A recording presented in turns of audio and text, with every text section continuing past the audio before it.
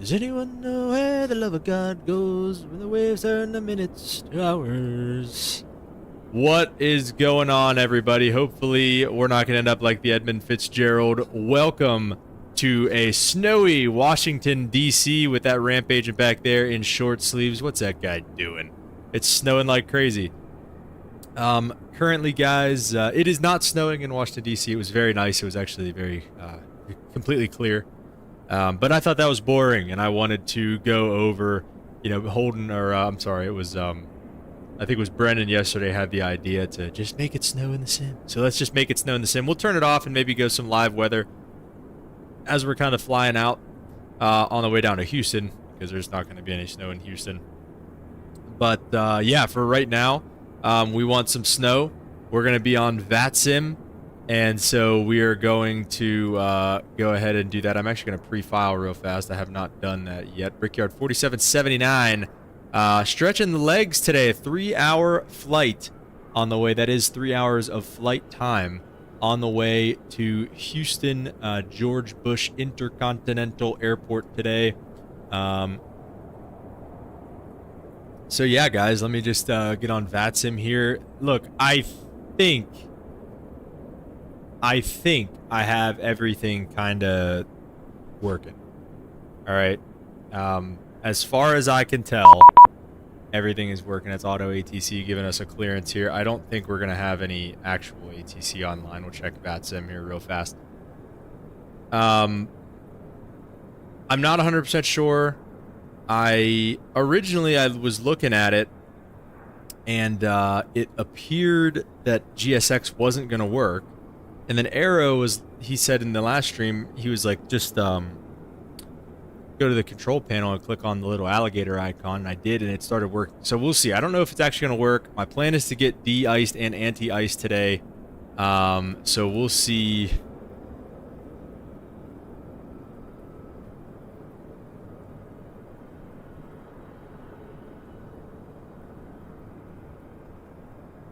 Okay, we will see what we got here. So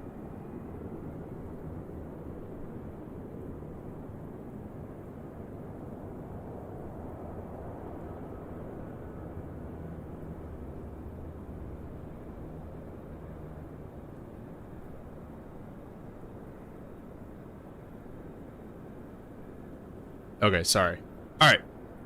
Let's jump inside and let's get her started. I don't think, also, just a side note, I don't think we're going to have Twitch today again either. Not really 100% sure what's kind of happening with Twitch, but yeah, that's where we're at there. Still not really. Let's go ahead and just go right to APU. I guess we should do the test first. 6 lights, the alarm and the triple chime, and then also, I guess actually it stays for a second. Let me see if I can get it quick enough. Looks like we've got 1, 2, 3, 4, 5 lights there. So all that stuff looks good. Let's go overhead and, geez. Go to full start on the APU here. And let's see, this will be the moment of truth to see if we can get some boarding from GSX. Boarding requested. I think the jet bridge is coming up here. Oh my, all right.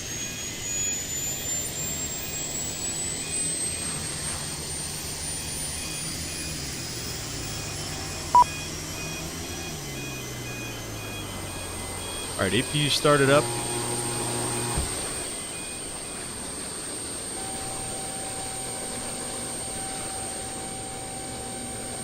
Nice, looking good here. At the gate. This would make for a pretty long day with some snow like this. At least in the carry van it would.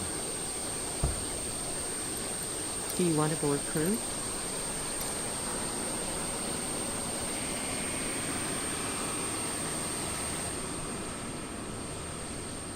So whenever, we got some purple. I saw that. Where'd that guy go? There he is, right there. Hello, Captain. We're ready for pushback. When you have snow falling like this, like I said, basically when there's snow in the ATIS, you're getting anti-iced. is basically going to be the Passengers deal. And you're going to have to boarding get de-iced before you get anti-iced because you can't put anti-ice fluid on a dirty wing, so to speak. So yeah. Okay. So we got the APU running. I think there is a way to check the like temperatures and stuff. Let's see. Like ECS. Yes, it's cold back there. So let me see if we can turn the. Yeah, it looks like we can turn the heats up.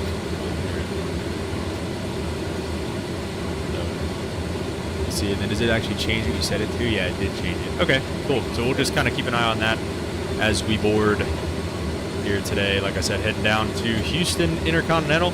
Gonna be a long flight down. Morning, boss. What's up, Lathona? Welcome to the stream. What's the verse of the day? Just getting here. I actually don't know just yet. Looks like 1 Thessalonians 5:11. So encourage each other and build each other up just as you are already doing. So we will get to that here in just a little bit, but that is going to be the verse of the day today. 1 Thessalonians 5:11. Boeing Port December flight plan DC to Houston, Brickyard 4779. Go ahead, check that box. Runway, let's see. It wanted us off like runway 22 or something, but I don't think they actually do that. Let's see. It wants us off runway 22. Again, I don't think they. Let's see what the real world ATIS is doing here. Whether departing off 15 and 19. And Brennan was telling us that there is one of the hold bays short of runway 19 is an is a de-ice pad. So we'll take runway 19 for departure today. This does have auto throttle. It doesn't have VNAV. Technically, is the thing. So. Jacob, what's up, man? Welcome to the stream. How you doing today, sir? Load all that stuff. Instant load that stuff. Send that to the McDo. Let's jump down here. Let's get a route. We're going to be Brickyard 4779 and down to Houston. I always want to call it Houston Hobby.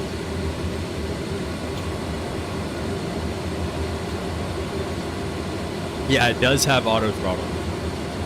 Jacob's doing good, man. Glad to hear it. The CRJs don't have any auto.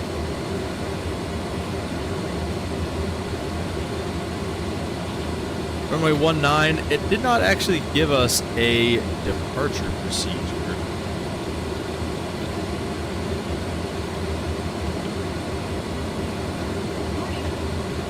Off runway 19, the clutch 3 departure we could take. Let's take a look at it.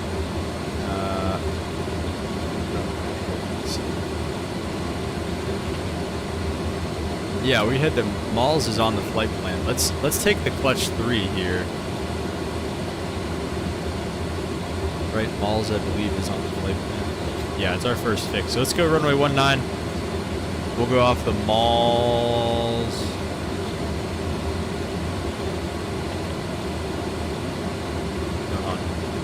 No, I'm sorry, the clutch 3.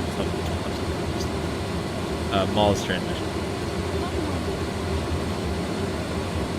I think you were in a I thought you were in a CRJ. No, this is the this is the ERJ.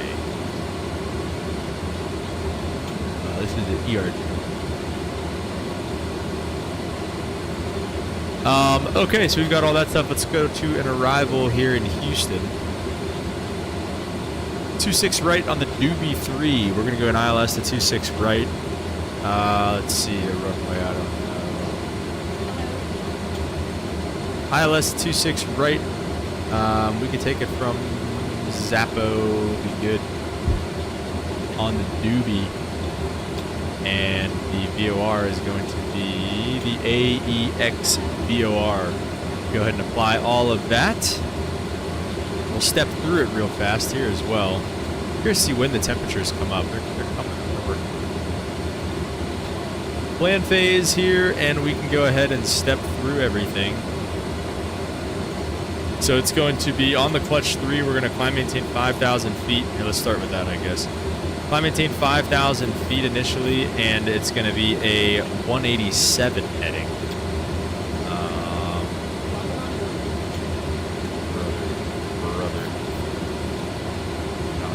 perfectly on, and it just goes. 187 on the heading.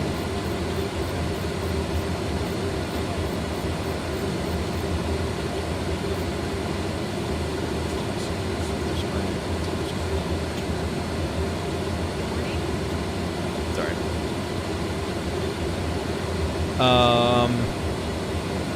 Yeah, okay. So 187 on the heading. 515 feet then to cap back, which we have there. And then gate. Dimkirk, I guess. Butters, 3,000 feet. At or above, and then clutch, and then Kirk, and then Malls, and then we're out. Heading down to here. Over there was AEX, and then yeah, into 26 right. Looks like it ties in pretty nicely. So that's all we want there. We'll go back to the map page over here. Come down, go to Perfinite. Let's see, taxi, takeoff, fuel, all that good stuff. Taxi fuel is going to be 360. Let's make it 400 just for the sake of getting de-iced and stuff.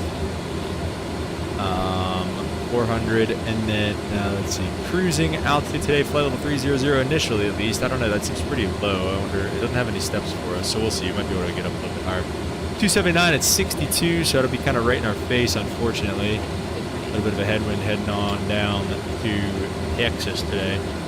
And we'll do 310, try to do like point, I don't know, 78 or something. And then 310 in the descent as well. Okay, takeoff 2, all that stuff looks good. FMS takeoff speeds are all right there. Takeoff in it though, we do need. The weather here in DC is 210 at 12. 210 at 12, and the runway is going to be wet actually. Might even be contaminated, might actually be a better way to put that.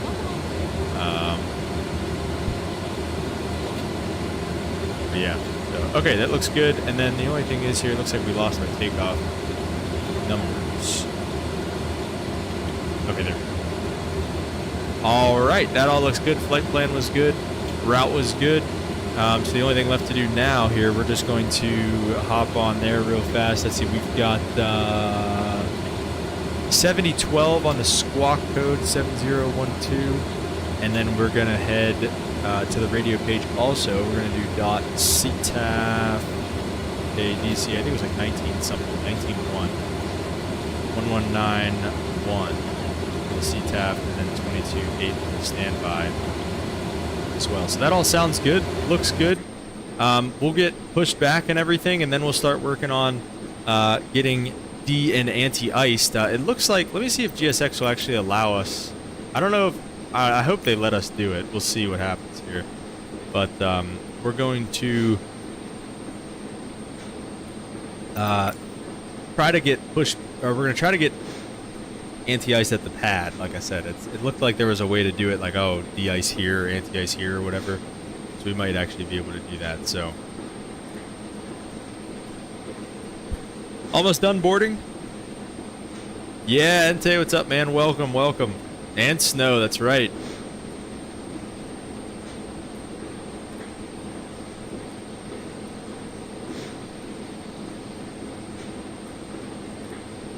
And the Volanta overlay. Yeah, I found out that OBS has to be like the last thing that I open, basically, for Volanta to work. So I think we figured that out. We appear to have figured out GSX as well. Hopefully they let us get de-iced with the snow. So we'll see. All right, boarding looks like it's all done. Let's get them ready for pushback and departure. We're pretty much ready if they are. Do you want the de-icing treatment? I'd say SimBrave username missing. Oh, maybe that's Due to something icing conditions, please stand by for engine start until push completed and brakes set. Oh, that's gonna do the door thing. Locking gear. Yeah, the graphics actually looked really good. I feel like they just are looking really good right now. I see. I think those are closing.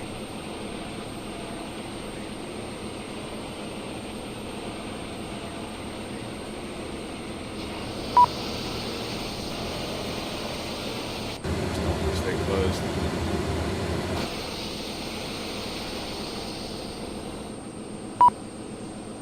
I feel like even from the wing picture from last night, it looked really good too.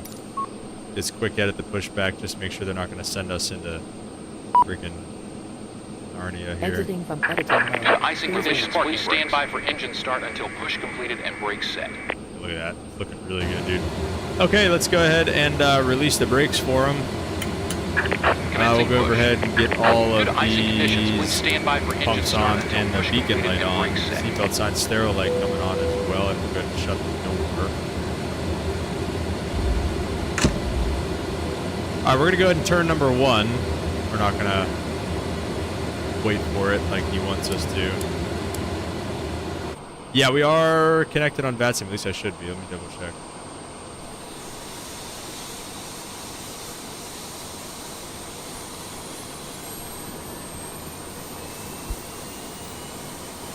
Yep, we are on VATSIM.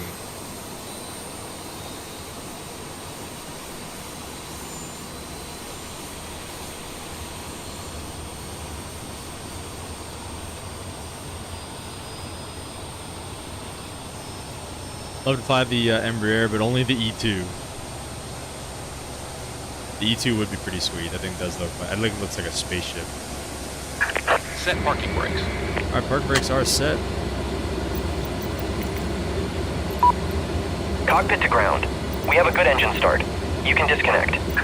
Unlocking gear. Just curious to see if it's going to give us that option to de-ice somewhere else like it did yesterday. I hope it does. Yeah, the Embraer E2 gives 220 vibes. Oh, there's our purple face guy.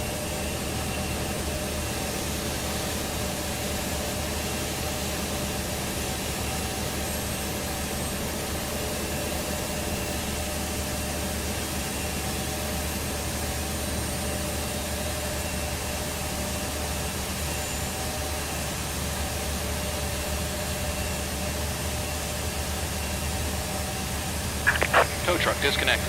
Bypass bin removed. Left is clear. Right is clear.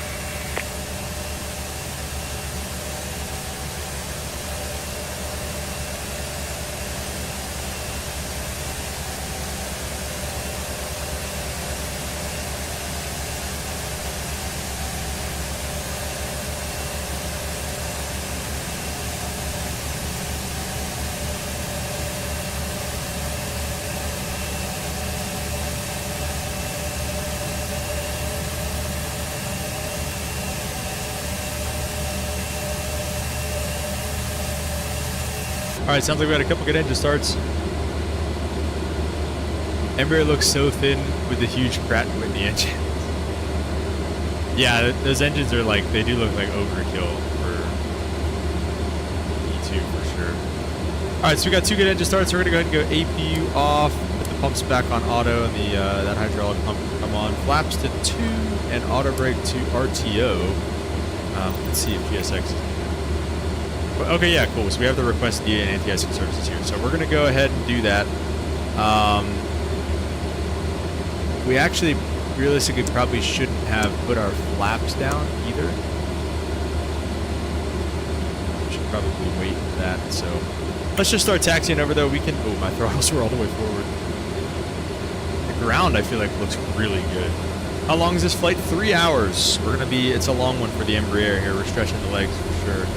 So we're going to be on Kilo, Sierra, Juliet. KDCA traffic pre-QR 4779 taxi runway 19 de-ice pad via November by Kilo, Sierra, Juliet, and crossing 5. Really like the engine protection in the Embraer with the glass. Wait, the engine the little covers. Yeah, that's pretty cool. I always thought it was a little goofy, but now that I'm going to be flying it, it's kind of like, okay, I get on board. Actually, we can just take Juliet if we take the second left here. I'm not going to take all. We're good. Let's put the flaps up. Again, whenever, again, I'm just speaking from my personal experience. When we would de-ice some of these planes, they would come in with the flaps up unless they like for sure had contamination underneath the flaps. And then you like when you land and it's snowy and icy like this, you actually wouldn't want to put the flaps up just in case you damaged the flaps or anything like that.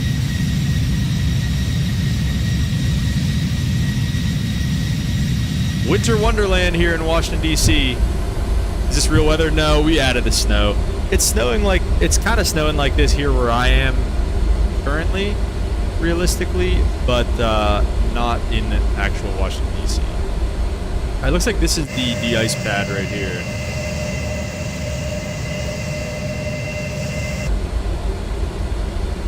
So we'll see if we can just spin it around here. Usually you'd have a guy here with a marshaller or something.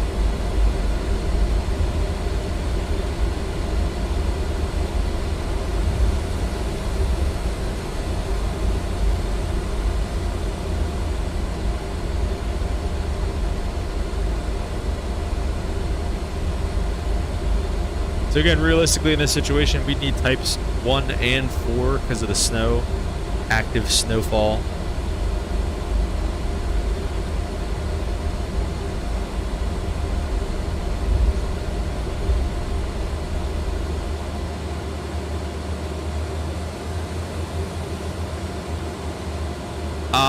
Does it? Yeah, Microsoft does simulate icing with the wings and stuff. It doesn't, I mean, you'd expect to have some like frost and stuff here now, but yeah, realistically, it does do it. You'll see some ice come up on the windshield and stuff, and it will show like some ice on the engine cowlings and stuff. Really just once you're flying though, it doesn't really do it while you're like sitting here on the ground. All right, let's do some de-icing then. Let's request de-icing services here. We'll turn the taxi light off. Like I said, I'm not too sure exactly. Oh, here they come. Look at them go. I'm not 1000% sure what the de-icing procedure is here or anything like that.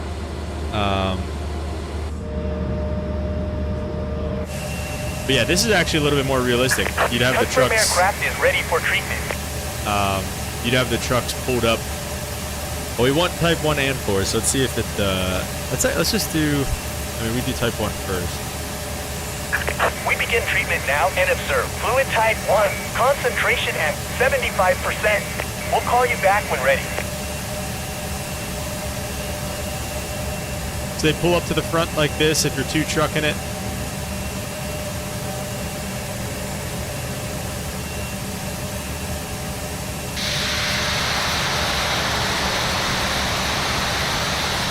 At this point, just become an IRL pilot. I am, bro.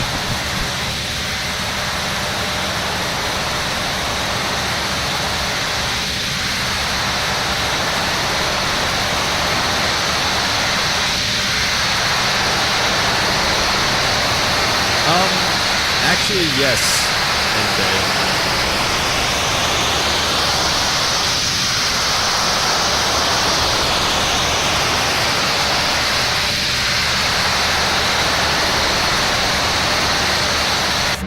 So in the Caravan, though, we're actually not allowed to get Type 4 de-icing fluid.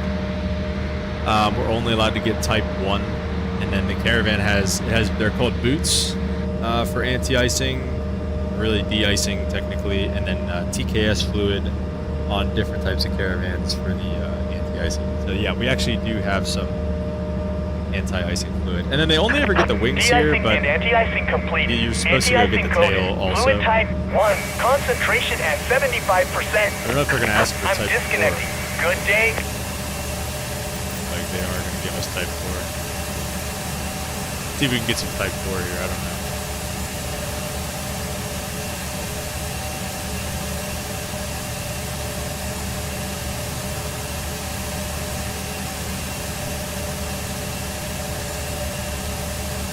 That's it. All right, we'll take it. That's good enough for me.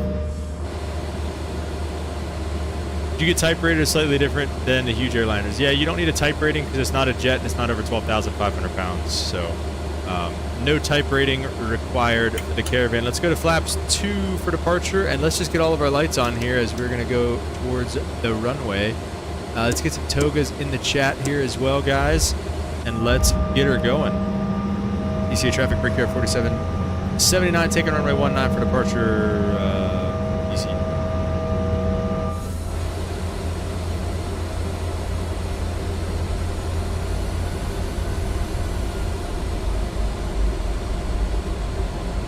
Auto throttle.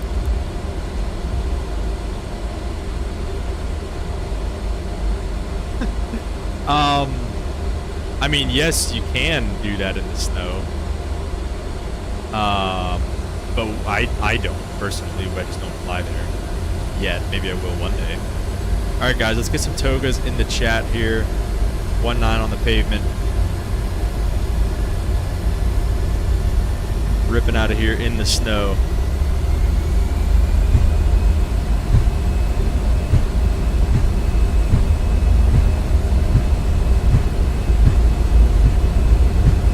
Airspeed is alive. Thrust is set.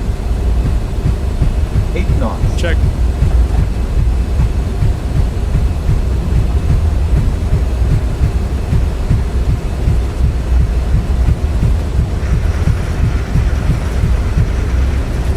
Ooh. Good one. Rotate. Pretty high speeds here. It's a nice long takeoff roll. We got a positive rate here's coming up. Go climb cam. Oh yeah. Over the icy Potomac.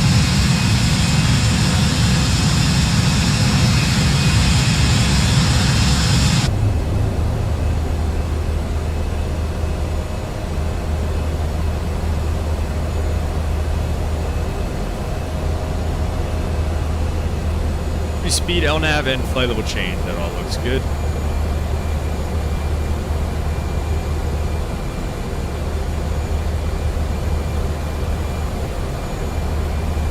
Lap 1.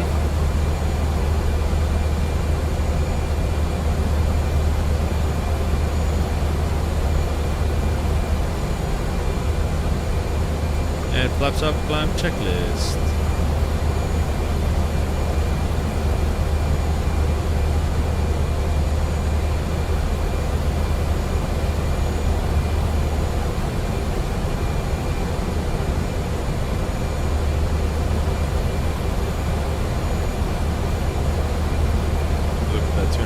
Here soon.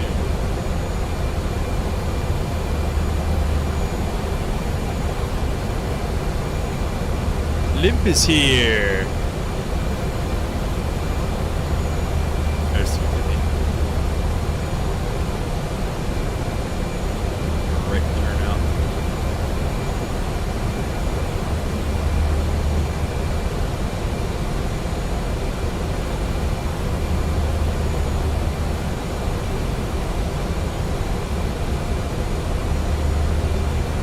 Let's go to flight level 300, which is going to be our cruising altitude for the day.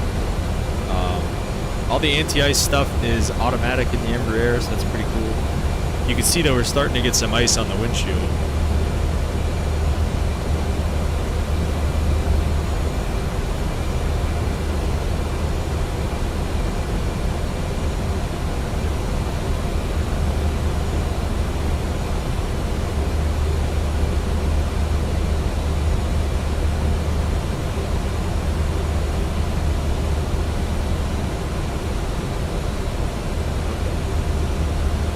That huge intercepting.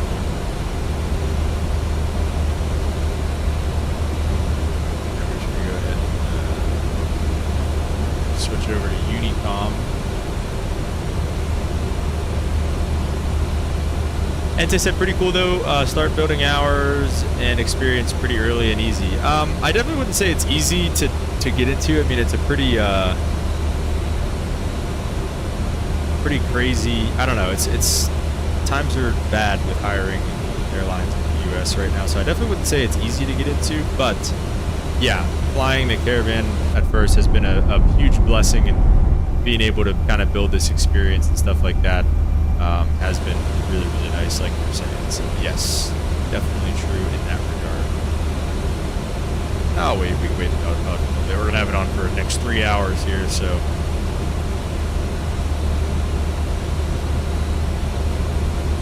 The gales of November have come early yet again.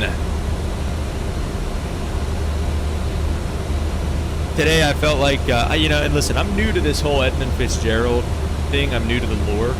I did not realize that yesterday was, what, 50 years, or 2 days ago was 50 years since the Edmund Fitzgerald crashed. So we're going to be doing some research on that today in the sim, or not in the sim, so while we're cruising. Yeah, and say the ice on the windshield. Again, I think it should be all auto, so I shouldn't have to do anything with it. I think it looks like that's probably like a heater or something, if I had to guess.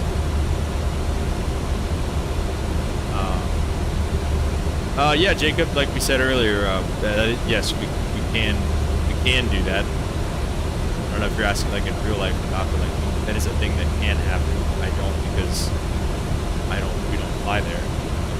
Yeah.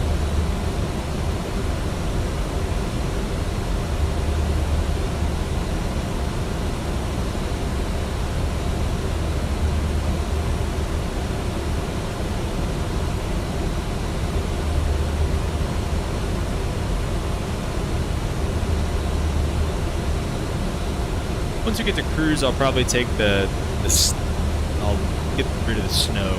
This is about right by the autopilot on. This is pretty accurate. Like, when it's snowy like this and there's these snowstorms, it's not like thunderstorms where they go up. I mean, I'm sure they can, I guess, but they don't go up to like 30, 40,000 feet, like crazy tall. Like, when it's snowing like this, it's a layer like this, and it stops right around 8,000 feet, 9,000 feet, 10,000 feet. You can usually climb on top of it.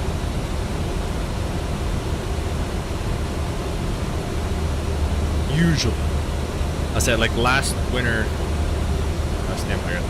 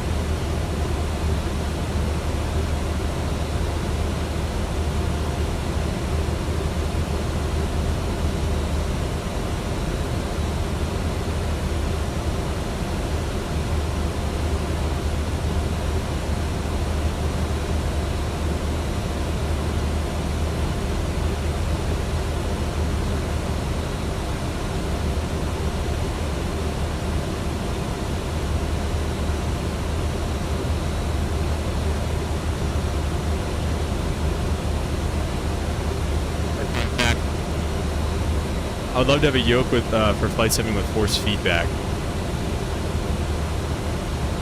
Yeah, I guess that would be pretty cool, I guess. Stereo light come off and landing lights coming off. Get all those lights off there.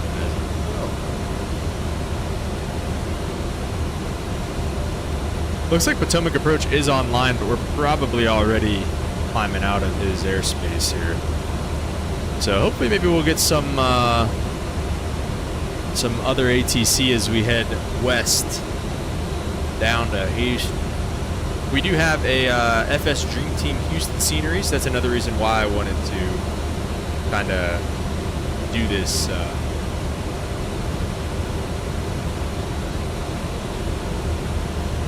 Do this flight today because we do have a scenery down there.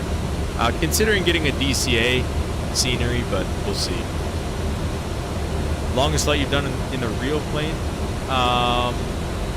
The longest flight that I've ever done was a repo flight. And we went from over here in basically Pittsburgh to Burlington, Iowa, which was like a 4-hour flight in the Caravan. And we did 2 flights. We took a plane to Burlington, and then we brought a plane back, and it was about 8 hours total, about 4 hours each way. So yeah, that was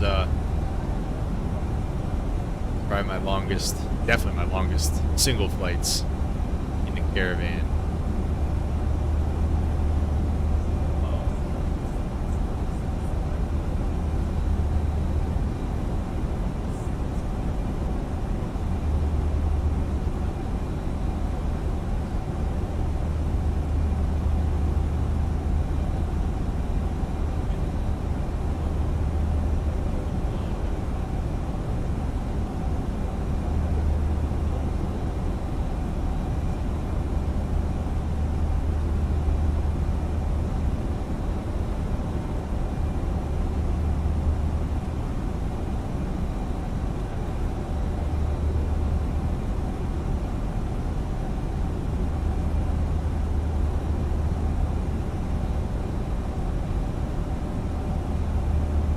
Longest flight in the sim though, Jacob, we've done San Francisco to down to either, I don't know, it might have been Auckland or one of those, either Australia, Sydney, something like that, for a pilot's life, and it was like a 13-hour flight. So that was a fun one.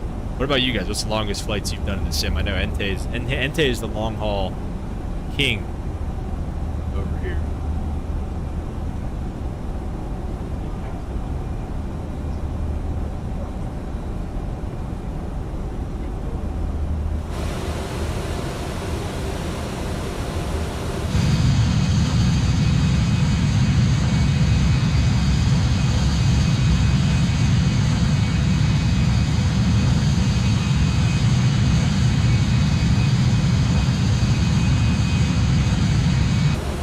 Ente Watch might be giving you a run for your money though. That guy's always doing a long haul too.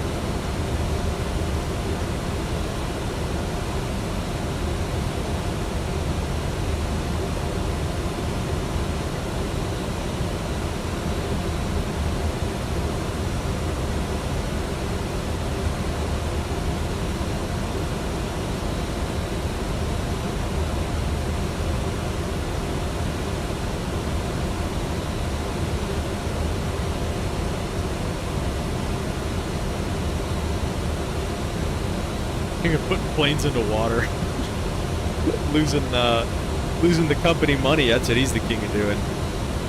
Burrito to Zurich from east to west, 15 hours, 14 hours. Jeez.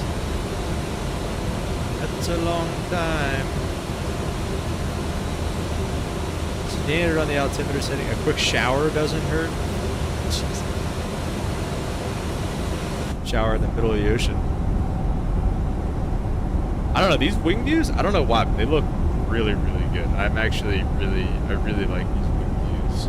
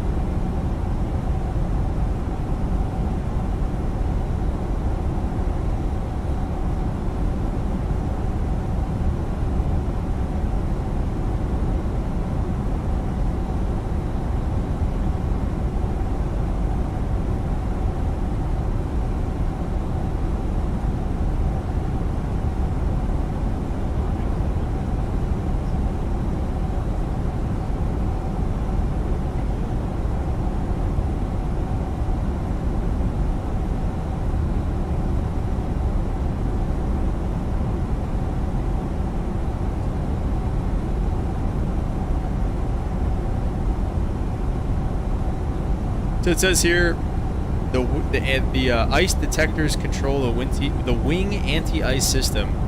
By when ice is detected, the wing engine anti-ice valves are commanded open until either 2 or 5 minutes after the ice condition is no longer detected. So basically, when the plane detects you're in icing conditions,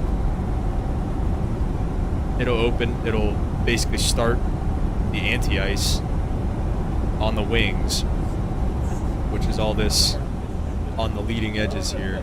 It'll heat all that up and start it for 2 to 5 minutes after.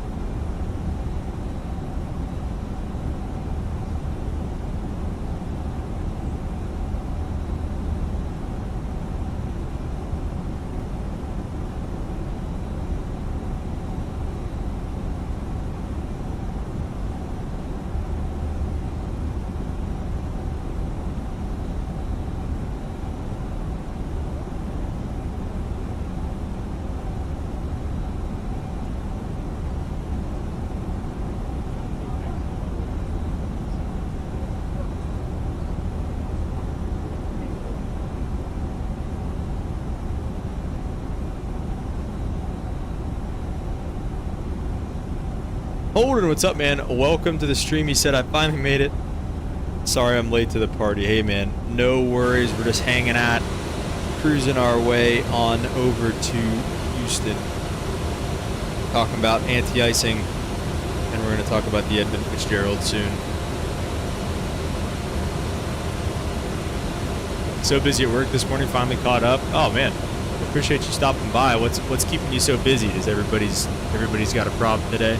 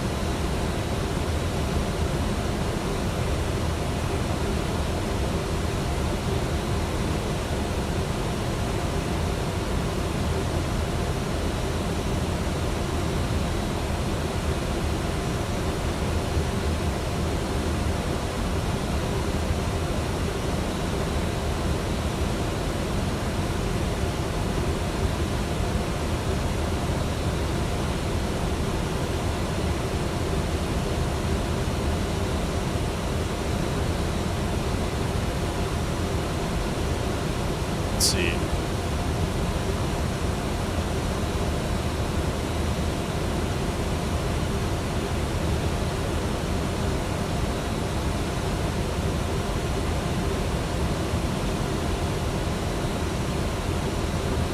At 800 feet a minute right now. Find one. Alright, looks like everything got a little bit warmer. We could turn down the temps a little bit here.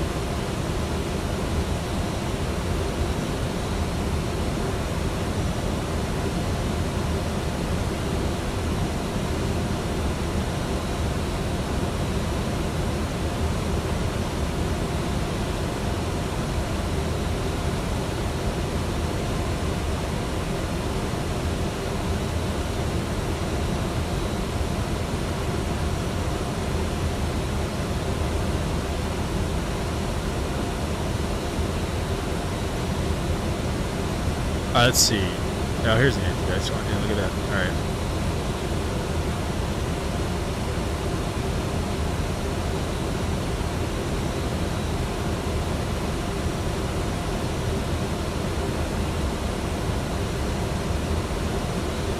So I think this means that we're not using any anti-ice right now,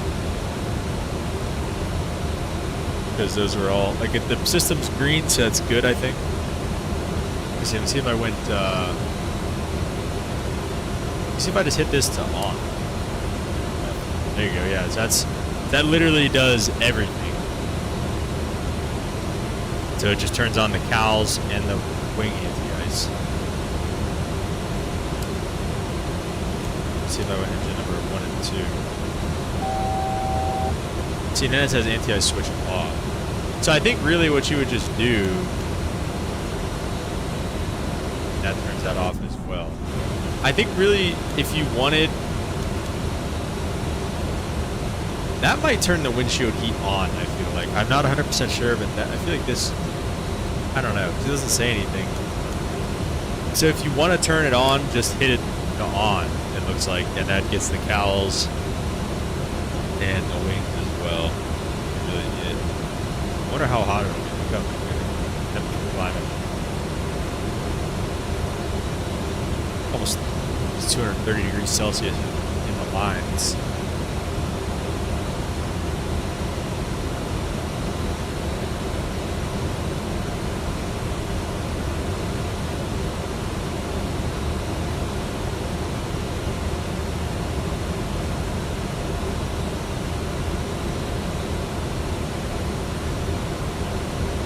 Degrees. Nice. All right, well, need it. We'll go seatbelt signs off for now, and we're also going to go back. We might get some shaking here, but we're going to go back to live weather. Ooh. Jeez. Let me go to.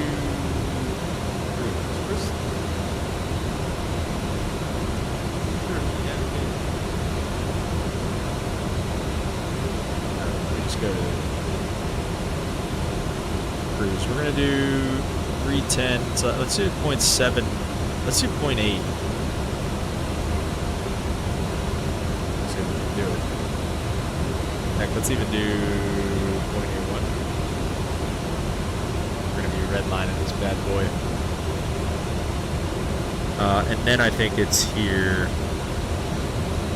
Yeah. Okay. So it does change automatically. /0.81. Okay. That all looks good, guys. Welcome to our cruising altitude. Welcome to some live weather finally here as well. We're going to be going on the wiki facts about the Edmund Fitzgerald. The Great Lakes freighter sank in Lake Superior during a winter storm on November 10th, 1975, with the loss of the entire crew of 29 men. When launched on June 7, 1958, she was the largest ship on North America's Great Lakes and remains the largest to have sunk there. She was located in deep water on November 14, 1975 by a U.S. Navy aircraft detecting magnetic anomalies. Wow. An aircraft. That's crazy. Probably one of those subfinders. And soon found afterwards to be in 2 large pieces. For 17 years, the Edmund Fitzgerald carried taconite, a variety of iron ore from mines along the Minnesota Iron Range near Duluth, Ironworks, Detroit, Michigan, Toledo, and other Great Lake ports. As a workhorse, she set seasonal haul records of 6 times, often breaking her own record. Captain Peter Pulser was known for piping music day and night over the ship, or day or night over the ship's intercom, while passing through St. Clair and Detroit rivers between Lake Huron and Lake Erie, and entertaining spectators at the Sioux Locks between Lake Superior and Huron, with a running commentary about the ship.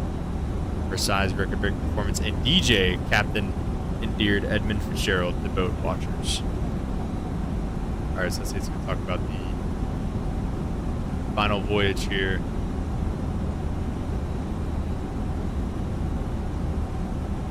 So on November 9th, 1975, the Edmund Fitzgerald embarked on her final voyage from Superior, Wisconsin near Duluth, carrying a full cargo of iron ore, with Captain Ernest McSorley in command, en route to a steel mill near Detroit. She was caught up the next day in a severe storm with near hurricane force winds and waves up to 35 feet high. Wow, that's crazy.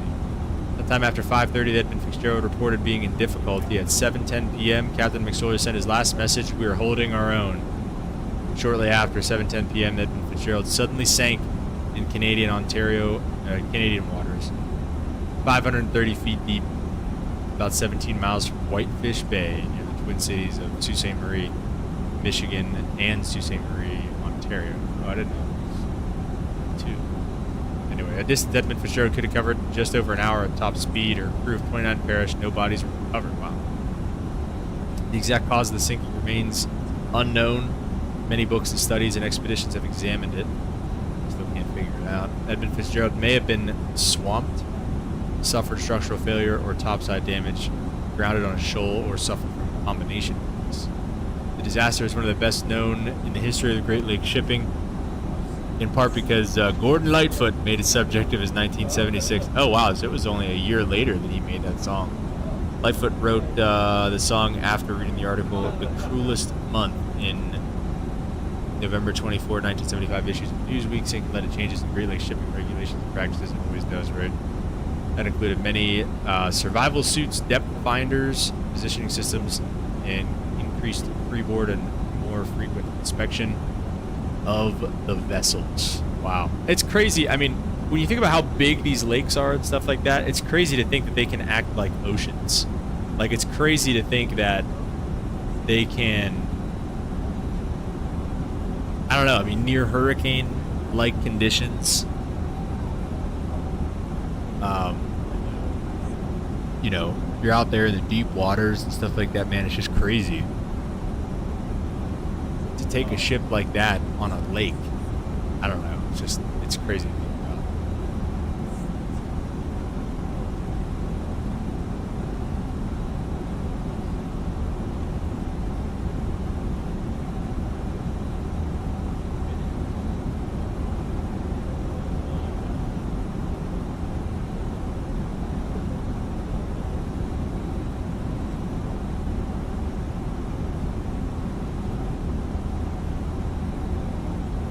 $26,000 tons.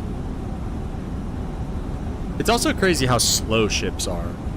Like, you see your 17 miles, you know, they can only go 16 miles an hour. Like I said, like at full speed, it could have made that Whitefish Bay by, you know, another hour.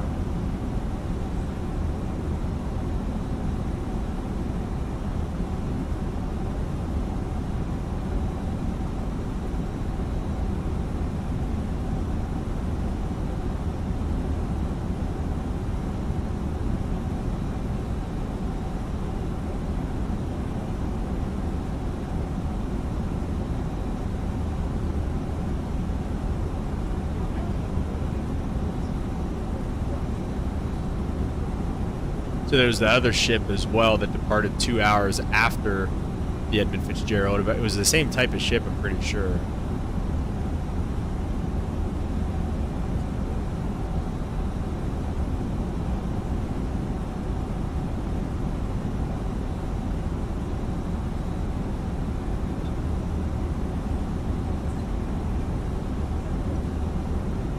The other guy took a different route, it seems like.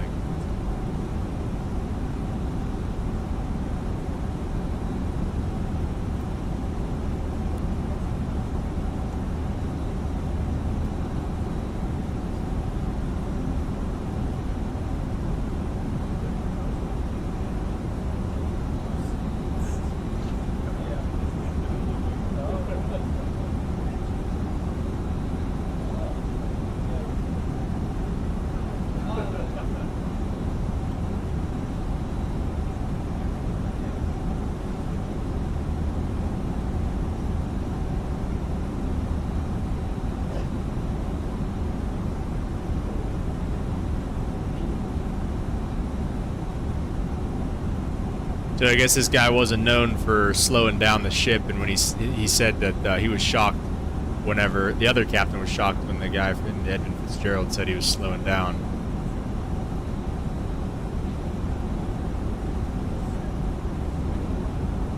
Captain Cooper, who was following the Edmund Fitzgerald, was asked to turn around and search for survivors.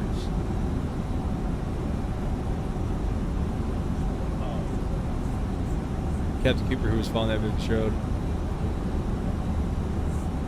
and he was asked to turn around and search for any survivors. Oh, okay.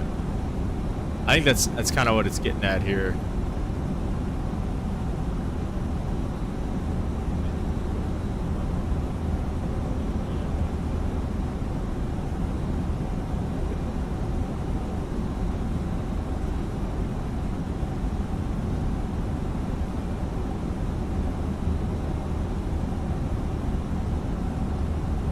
Interesting. So he was getting close to that Whitefish Bay. He asked the Coast Guard if the lights were the navigational lights at the airport, if they were operational. The Coast Guard said no.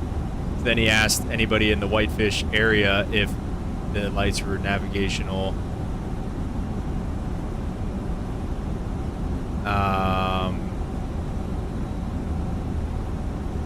It doesn't look like they said there was either.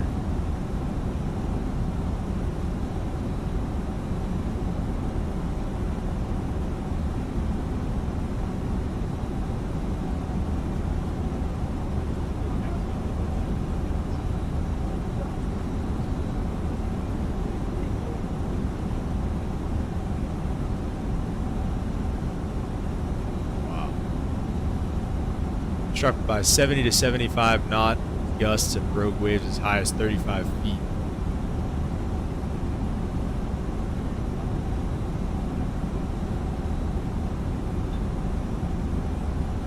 We're holding our own. Last call. No distress signal received. 10 minutes later, lost the ability to reach the Edmund Fitzgerald detector on radar. So he called the Coast Guard just a bit later, 9 minutes. I mean, I guess 20-ish minutes, 29 minutes. He called him at 7:30. The other guy called the Coast Guard, called back on channel 12.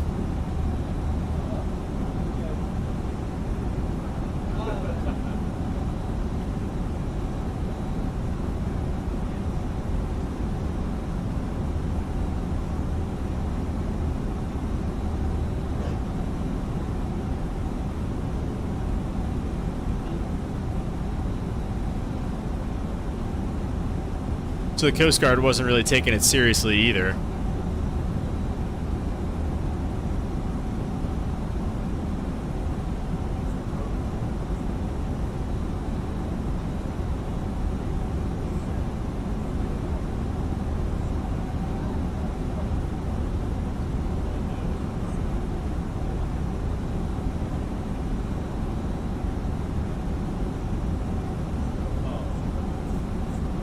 Yeah, here it is. Blacking the appropriate search and rescue vehicles to respond to the disaster. At 9 p.m., the U.S. Coast Guard asked the Arthur Anderson to turn around and look for survivors.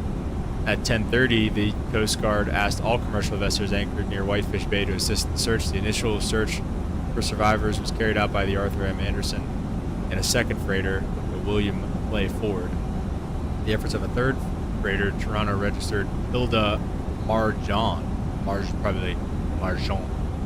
were foiled by the weather.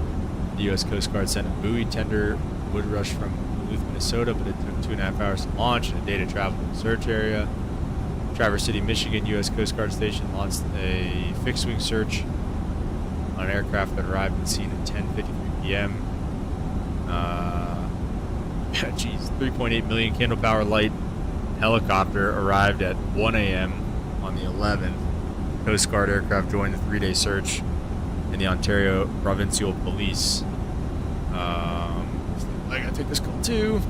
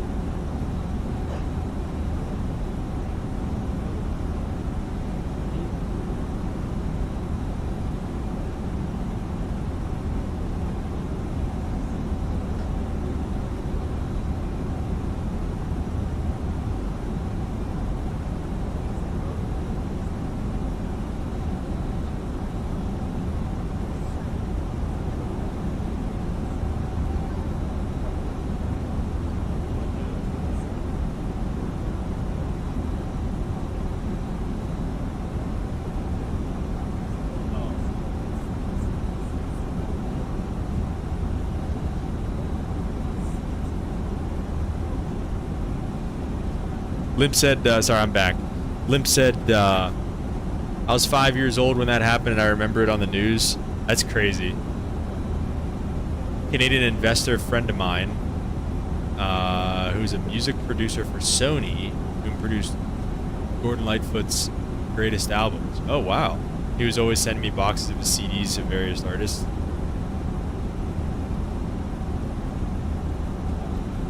That's pretty cool. Like, was that whenever you were younger, or was that whenever you were a little older?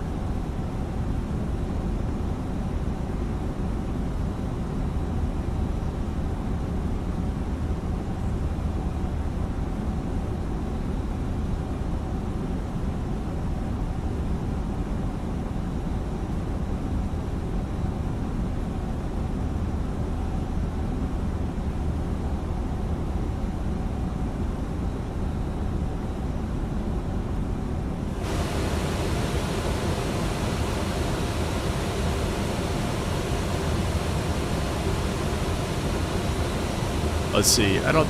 Still don't think we have any ATC anywhere. No.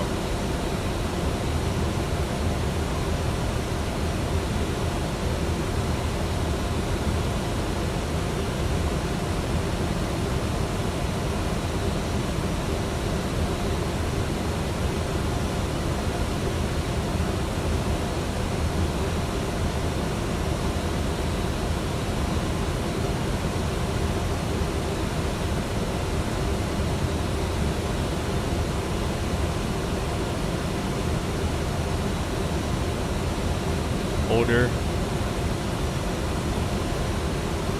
You did some investments in some properties with him. I did? Oh, you did. I was like, how do you know?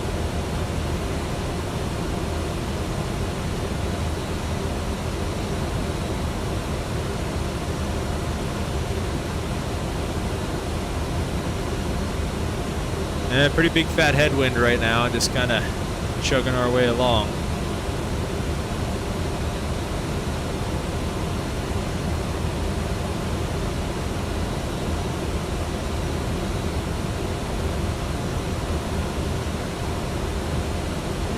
Why did I not get this one?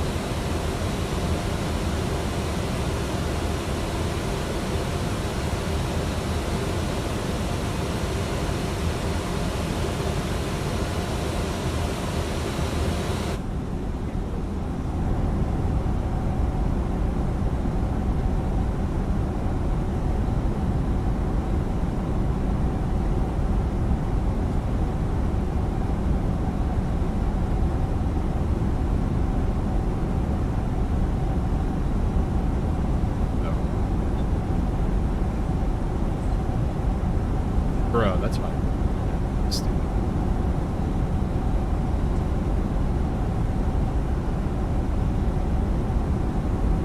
That's crazy. None of the crew were ever found.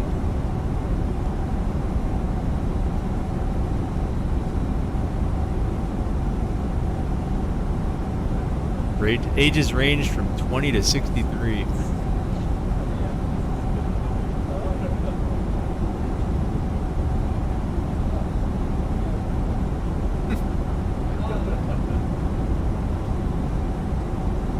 Wow, 240 ships between 1816 and 1975 crashed around the Whitefish area. That's wild. So there is a P-3 Orion aircraft found the wreckage 15 miles west of Dead Man's Cove, Ontario.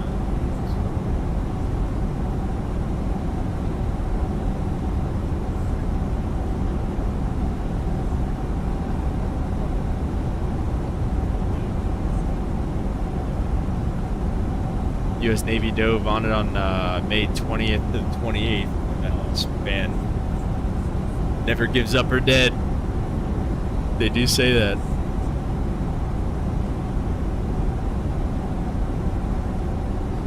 Marine explorer Jean-Michel Cousteau, the son of Jacques Cousteau, sent 2 divers to the Edmund Fitzgerald. The dive was brief. No final conclusions broken up on the surface, they suspect. Interesting.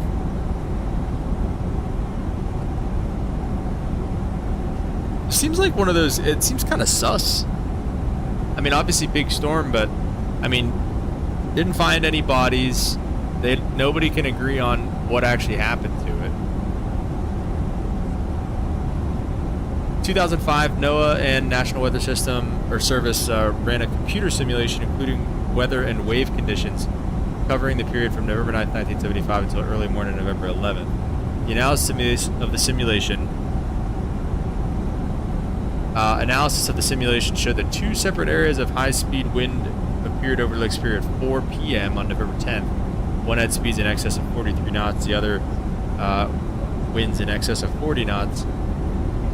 The southeast part of the lake, the direction in which the Edmund Fitzgerald was heading, had the highest winds.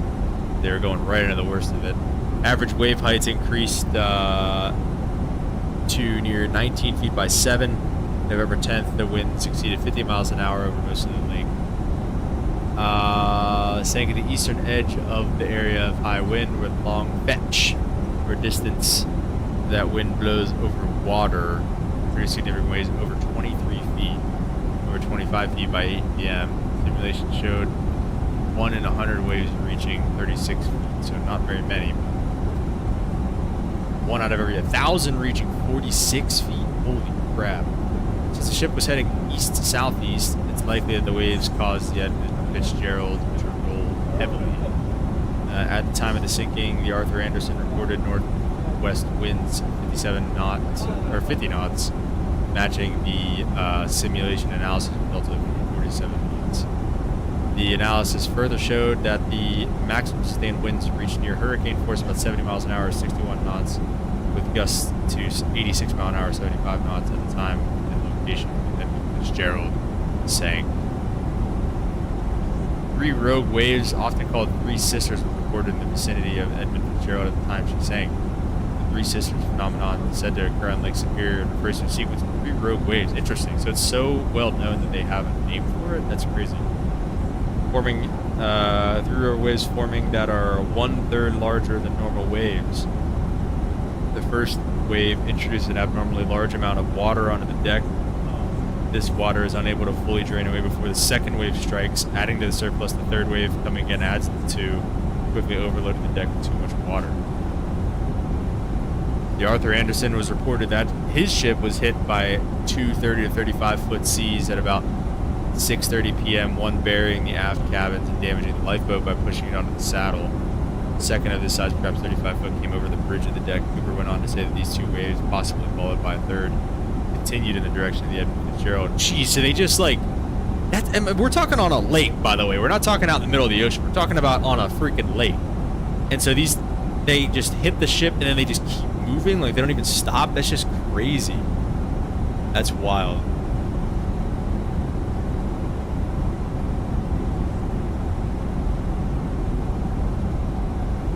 would have struck about, so those waves went the same way as the Edmund Fitzgerald and would have struck about the same time she sank. The hypothesis postulates the Three Sisters compounded the twin problems of the Edmund Fitzgerald's known list, and her lower speed and heavy seas had already allowed water to remain on her deck. Wow. There's a cargo hold flooding. There's a bunch of different theories. Wow. Pretty cool stuff there. Obviously, you know, bummer for sure. Have you had a good day so far? Yeah, man, pretty good day so far. Get somebody up here. How about you guys? How's your guys' day going?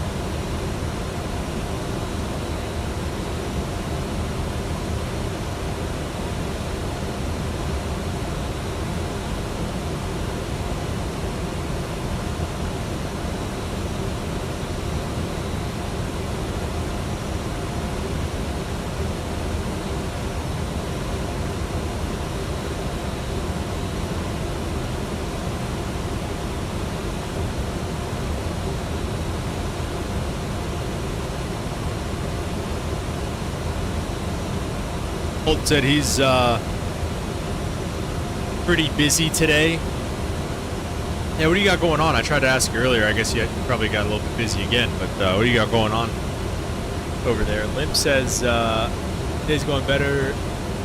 I seem to fix my throttle for the Airbus. Okay, that's good.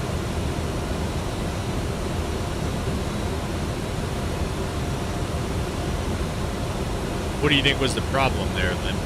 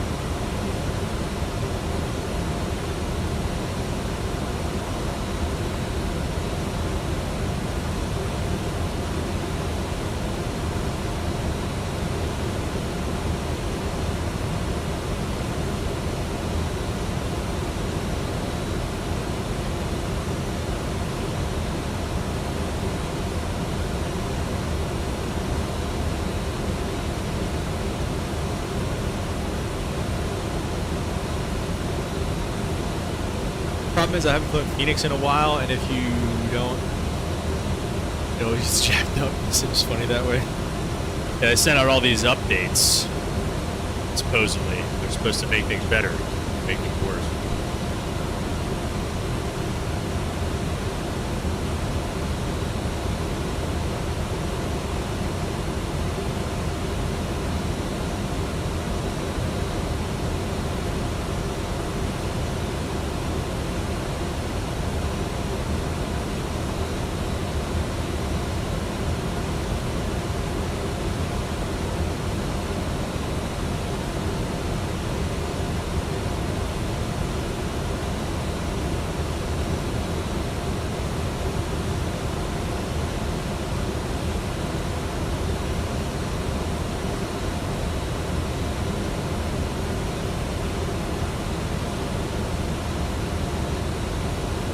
Tell your people to turn computers off and on. That always fixes mine.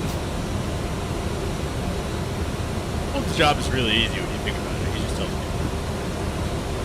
You want to plug it back in? Oh, well, give that a shot.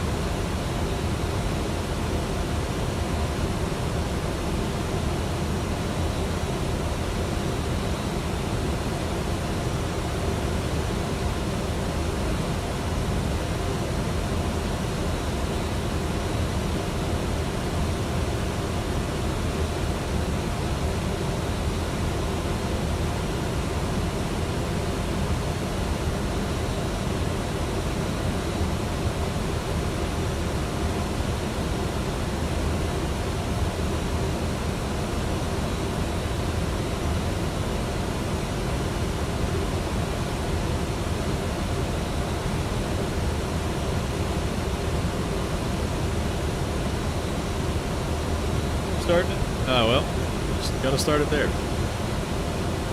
That's awesome.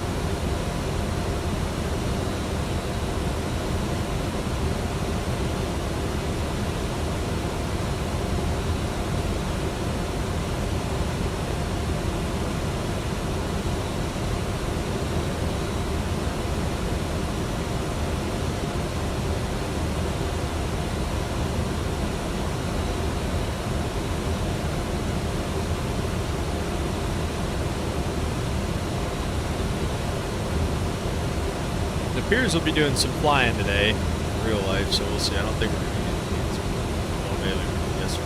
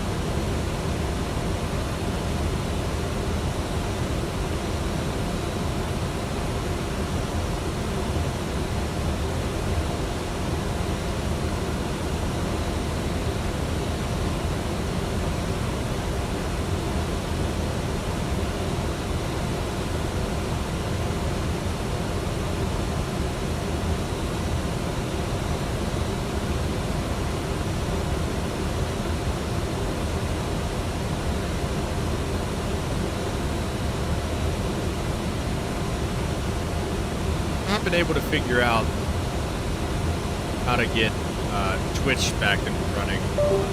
It's, yeah.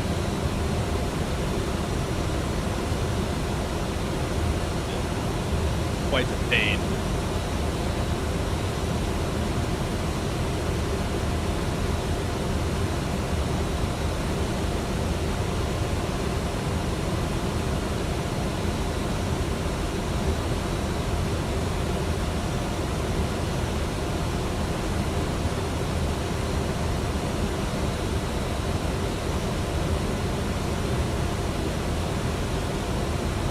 though we're gonna have some ATC down in Houston. So that'll be nice. And we'll see if they actually, I mean, I'm sure they'll get off right before we get there. But.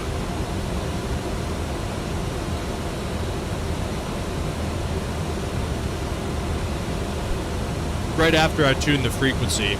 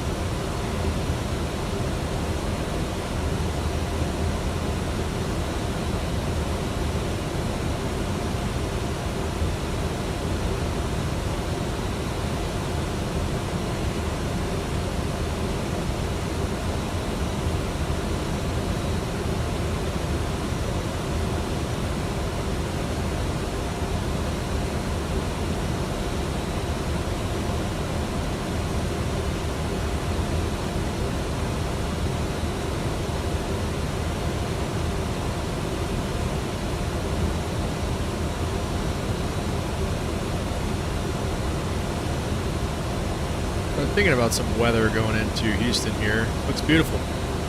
10 and pretty much clear, 30-21 on the altimeter. So it'll be a lovely day for us here.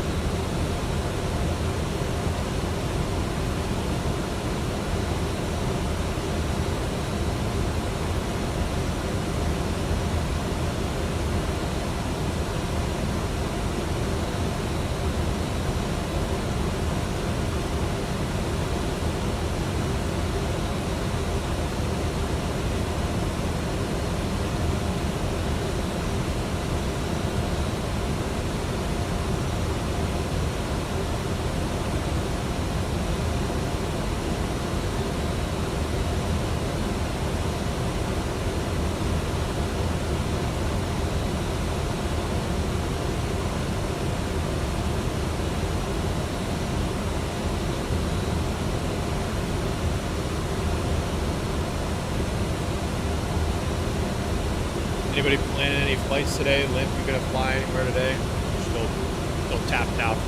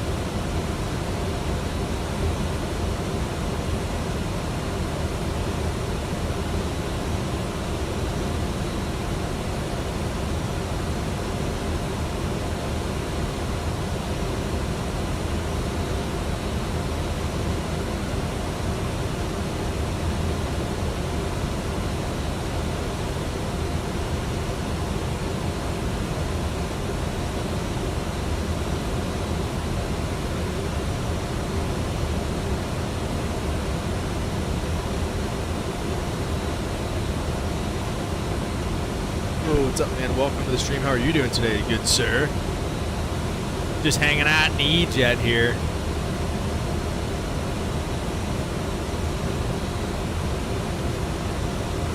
You said you had an early report time today. You're already done with work there.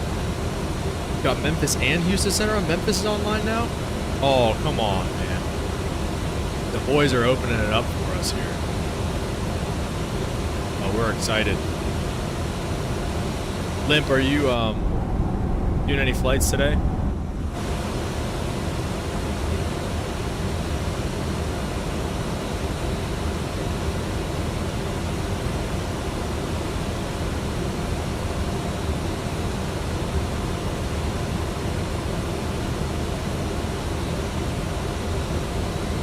Yeah, good evening to you.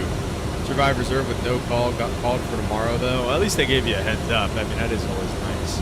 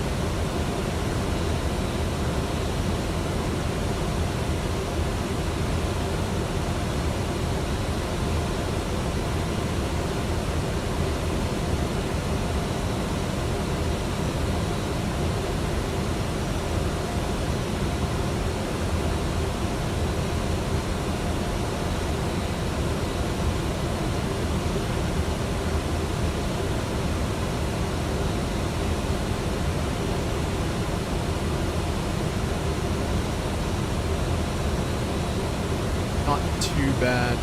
Wait, what is this? I'm thinking of doing a flight from Southwest Virtual. Oh, nice. All right. Do a little Hawaii one there, and then go full E-tops.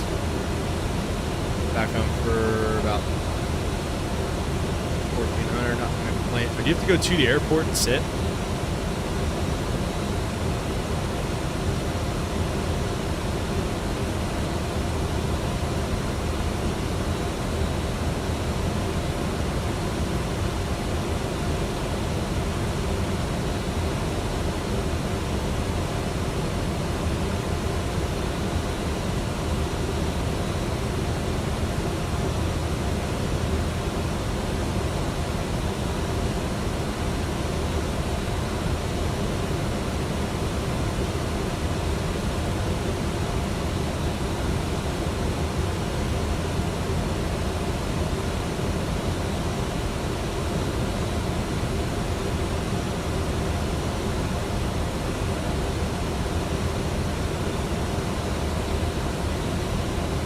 Home standby for us. Okay, that's not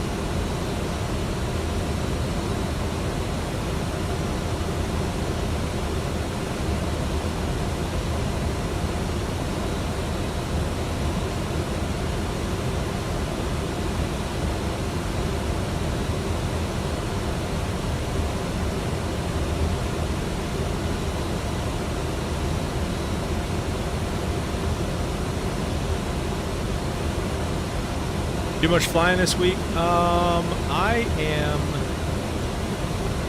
flying later today. That's why we ended up doing this kind of flight here early in the morning. I'm flying later today, but that's my last day of the week. I'm on reserve the next day, and then I'm off until the day before Thanksgiving, and then Thanksgiving. So yeah, and then that'll be Thanksgiving will actually be my last day flying at my current company. So it's a nice little kick in the nuts kind of on the way out. But yeah, G Scott, what's up, man? Welcome to the stream. How you doing today, sir? Welcome.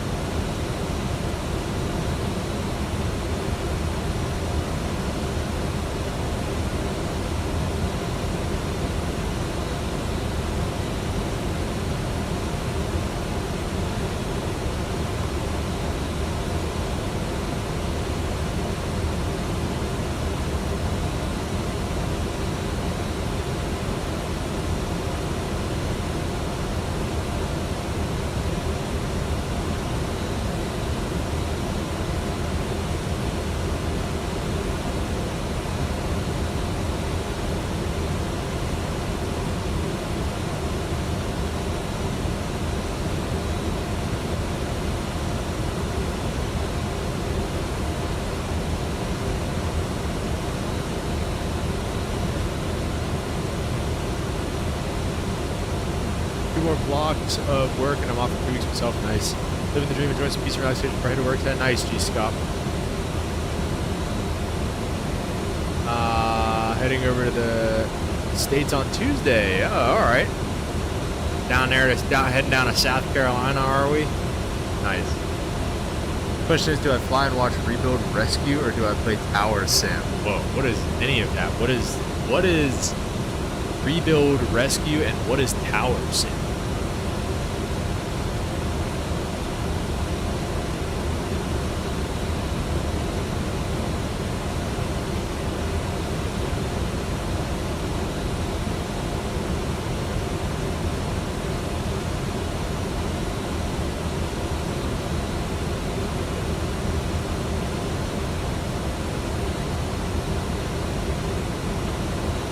What's your route looking like for coming over?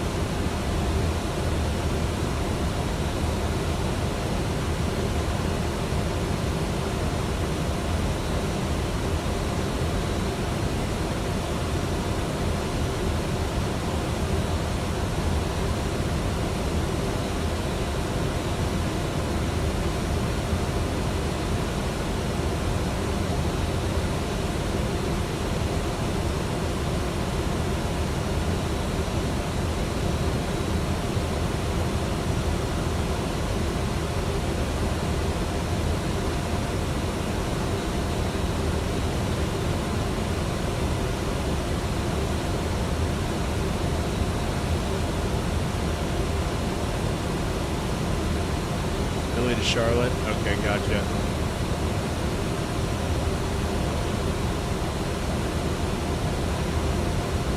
Clever birds, I've yet to get one. Tower Sim ATC based simulator. Sounds good.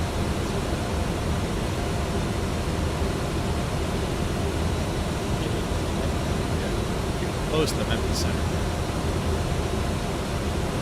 Rebuild Rescue is a channel I watch. A guy at a PA made a channel out of turning planes and selling them, as well as currently rebuilding a 401 from the ground up, and he intends to use it for future. Oh, that's pretty cool.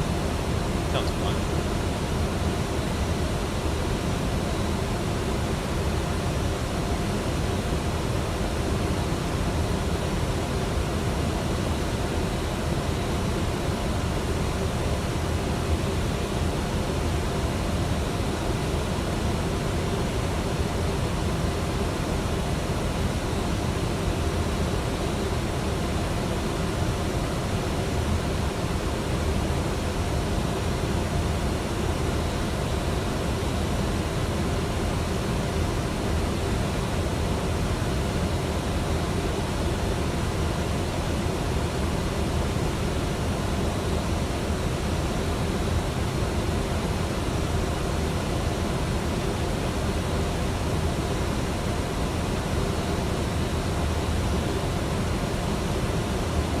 Oh shoot, Arrow, no way. Do you like Tower Sim, G-Scop? Scheming how it's gonna go down to their parents. Have you asked them yet? Or are you not, is that not that type of guy?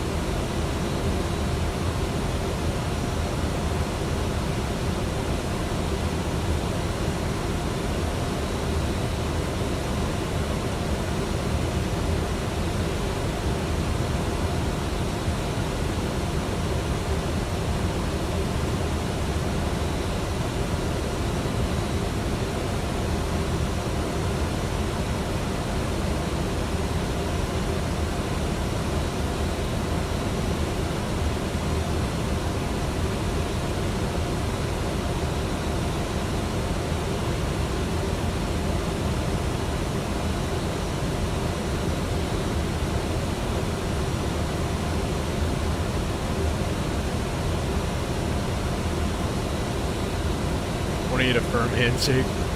Good for killing time and order for some quick-paced aviation. All right. Is it pretty like realistic at all? Like I've literally never heard of it.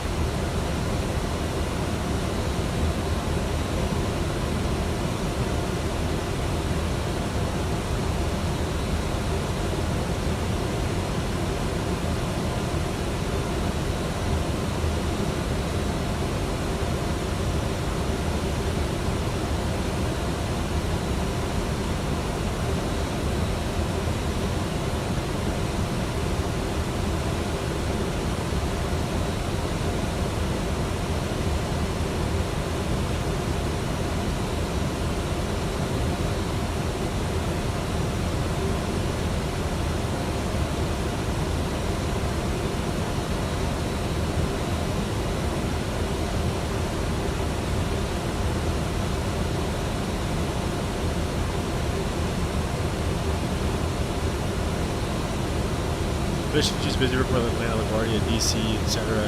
No, that's a good job done. It's kind of what you make of it. That's fair enough. That's pretty cool. Do you have any interest in being a controller?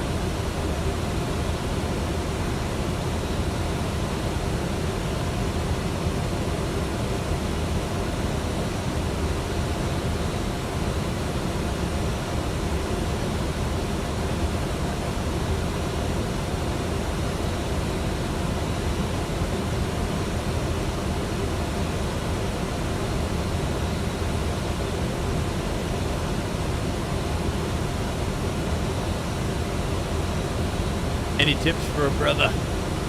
Bro. I don't know. Honestly, dude. Okay, I'll tell you this. So I actually felt way different. Like in the week or so, like leading up to me proposing, I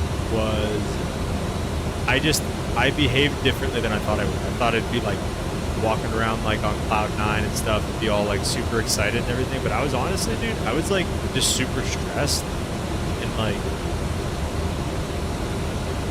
kind of ticked in a lot of ways. I don't know, I was kind of a prick. So just be on the lookout for like different feelings than you think would have felt, if that makes sense. Other than that, just keep it short and sweet, you know, I don't know.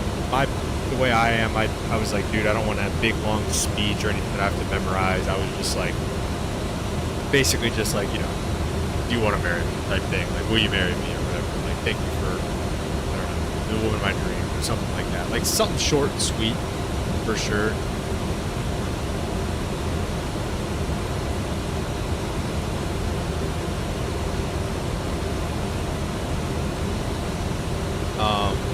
But yeah, you've been feeling the stress. Yeah, dude, it's a big decision, man. It's the decision you made for the rest of your life. I mean, up to this point, though, like I said, other than that, my best advice is just like to date well and ask the hard questions. I hope that at this point you guys have had hard conversations and talked about things that are important and not just, you know, other stupid things. Like I said, I hope that you guys, you know, have, like I said, most importantly, had hard conversations about things that want in the future. So they're surprising there.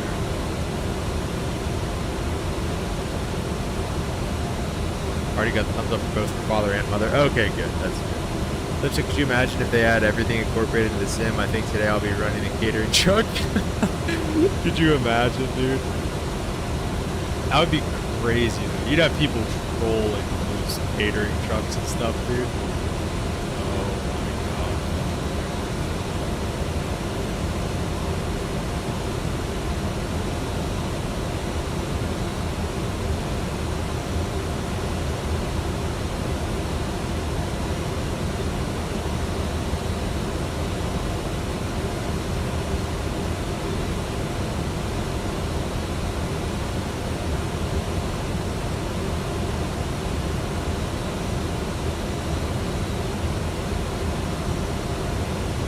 Running the catering truck into someone on the takeoff rule.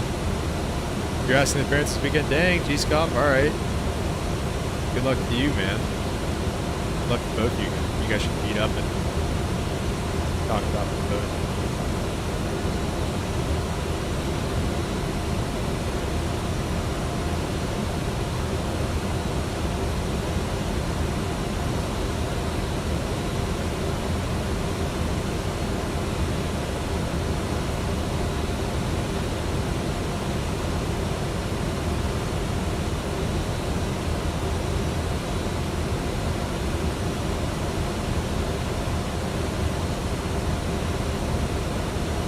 Mayday, mayday, mayday. Welcome to the stream. They added vertical modes in the latest version? No, unfortunately not yet. Not yet. No VNAV yet, rather, unfortunately. See a truck going flying across the road. That's what we need. We really need, we need some good physics like that. What is this, the marriage stream or something? The Lonely Heart stream? Get proposed stream? Then on proposing stream.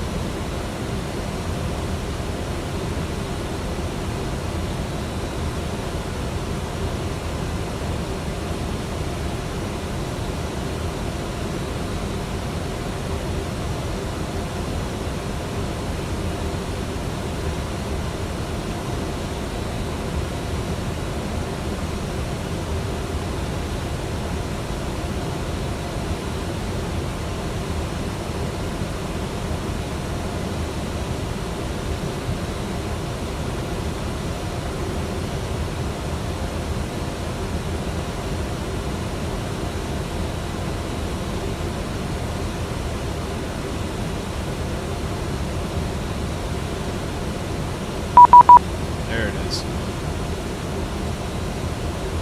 Those old FSX videos with the hotter stuff. I was gonna say, I don't think they have done a lot of updates to the Embraer. Yeah, they have. They're working on it though. They're working on it. Memphis Center. 32,550. 32,550.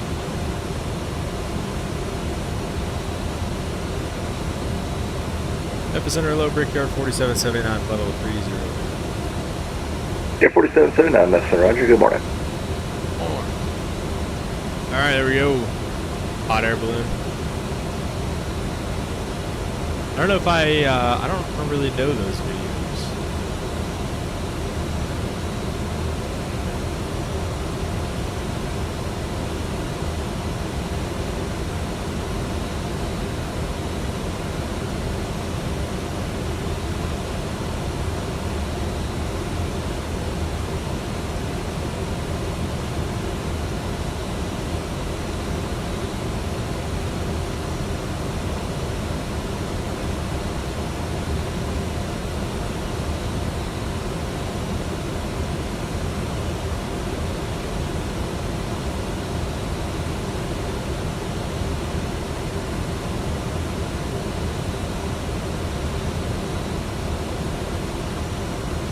Dudes going Mach 1 around online airports. in a hot air balloon, Mach 1.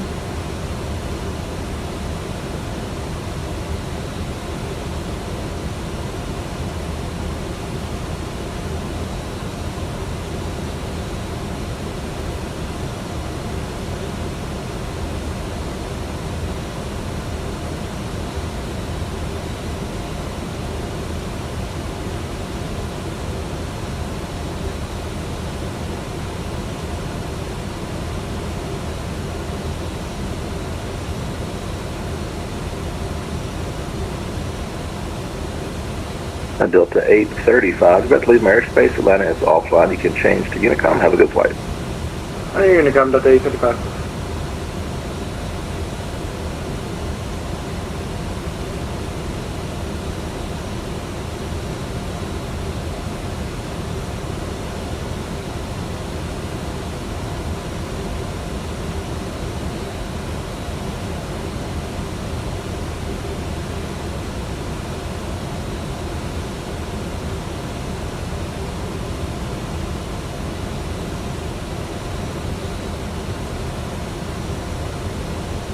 Golden Era flight sim. I got into it too late, bro. I missed it.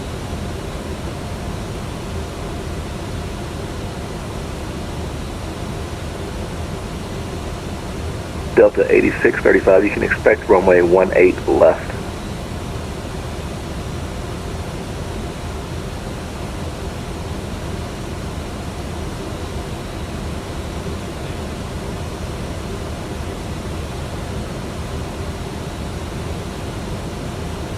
FedEx 554 Heavy 18 right, flight liner ready to go. FedEx 554, Roger. Wind 250 at 10, gust 16. RNAV ribs, runway 18 right, clear for takeoff. Clear for takeoff, 18 right, FedEx 554 Heavy, thank you. That sounds Swiss or something. Or Norwegian or whatever.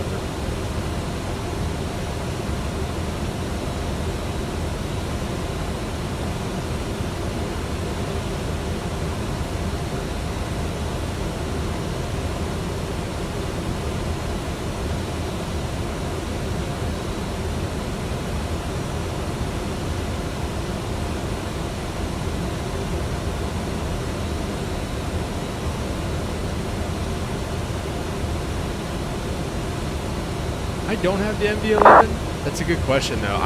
That's been one that I've definitely wanted before, so I would love to know.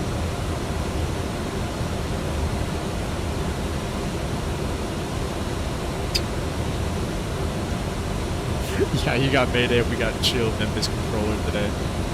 Oh my gosh, dude.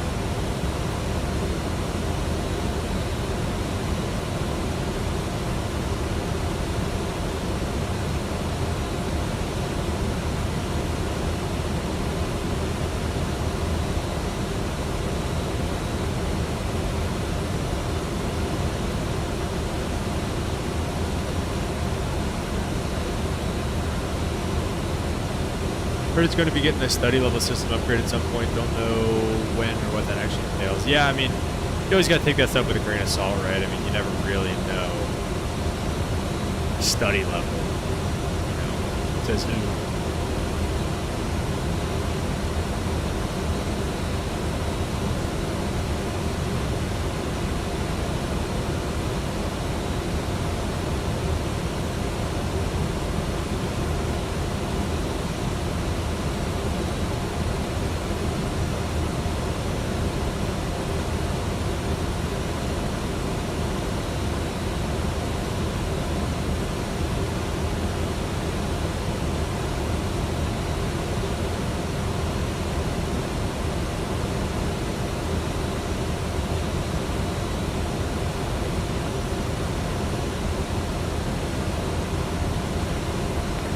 Six 554 radar contact, climb and maintain for level 370.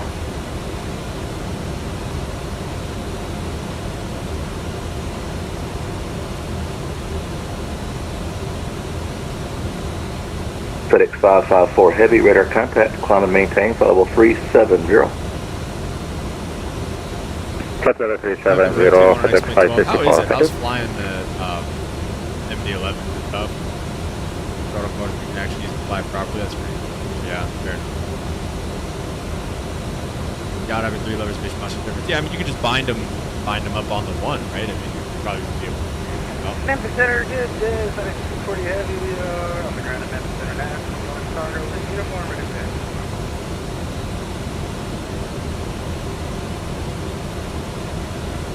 FedEx 240 heavy, Memphis, Roger. You're looking for a 18 right. Affirm, sir, for FedEx 240 Heavy. FedEx 240 heavy, Roger. Runway 18 right. Taxi via November, Mike Niner. You can cross runway Niner at November. 18 right, in November, Mike Niner, we're cross runway Niner at November, FedEx 240 Heavy.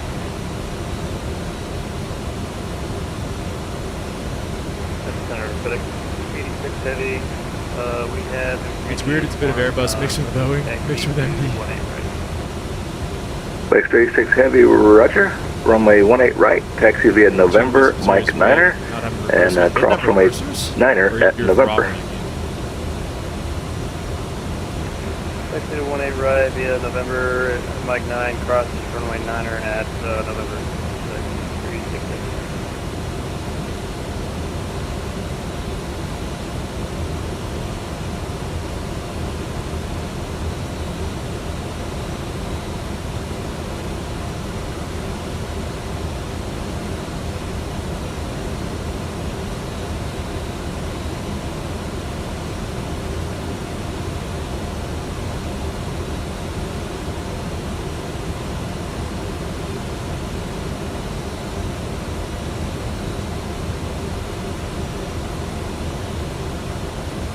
Yeah, the MD-11's definitely been a pretty intriguing plane for me for a while. Navigation computer systems are pretty advanced compared to a 7.3. Oh, it's advanced compared to a 7.3? Really?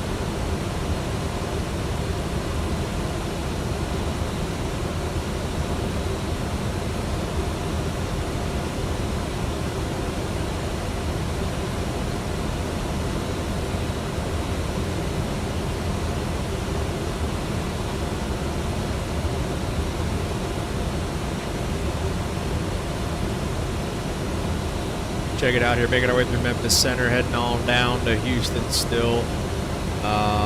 Getting close-ish to the arrival and stuff like that. We've got some weather and stuff in Houston. Like I said, we'll start kind of plotting once we get a little bit closer here.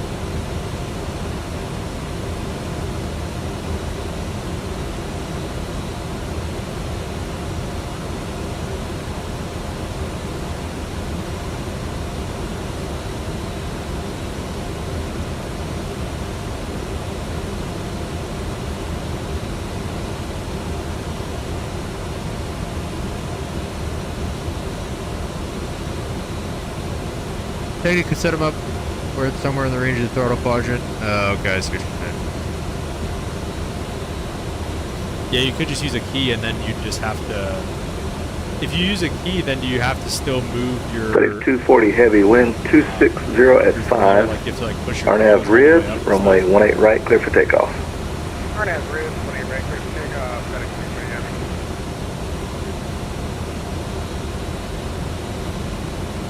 American 702, leave airspace. Looks like Jacksonville's offline. You can change the intercom. Have a good night or a good day.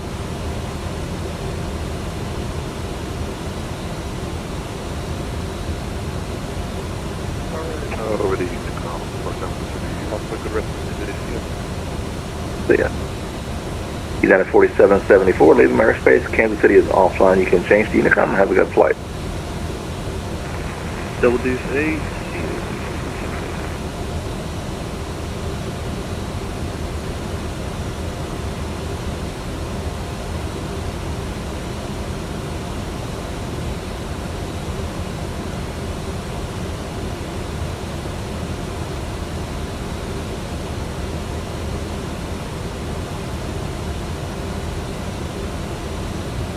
Delta 8635, descend and maintain 2000 and fly your present heading.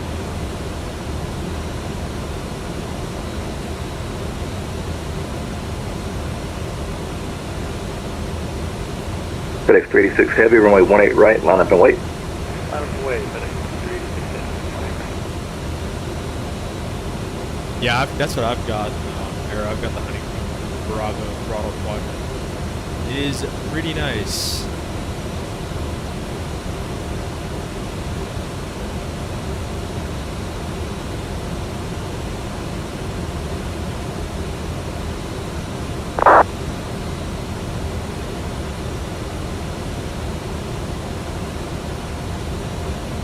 FedEx 240 Heavy, radar contact, climb and maintain, flight level 350. That's flight level 350 of FedEx 240 Heavy.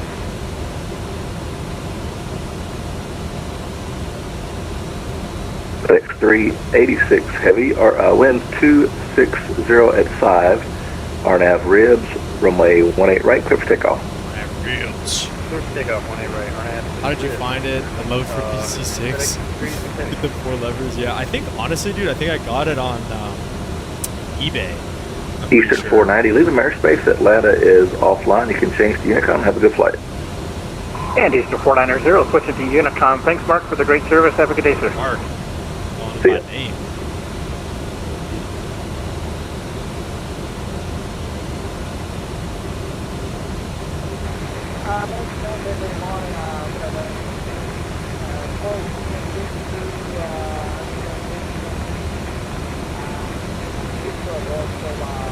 Yeah, it is a good bit of money. That's an uncontrolled area. You can do that on your own. I Just think, call me right, when ready actually, for I don't know. taxi. I mean, did it FedEx go down, or is 1432. it, like, would it have gone down at this point or not?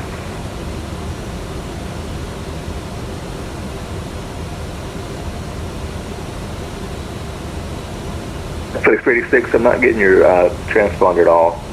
Verify squawk 7676. 7676, and I believe I just fixed the transponder for FedEx 386.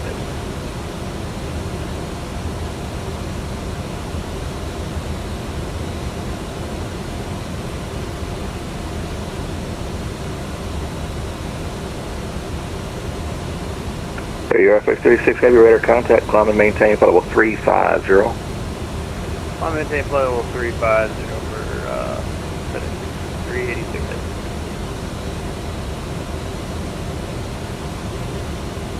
Delta 8635, flight heading 220. Had the whole thing. It was quite nice, yeah. Yeah, look into it. I mean, they're not like, I mean, obviously the one I'm using, I've had it for years at this point. It's been, it's behaved itself. It has behaved itself.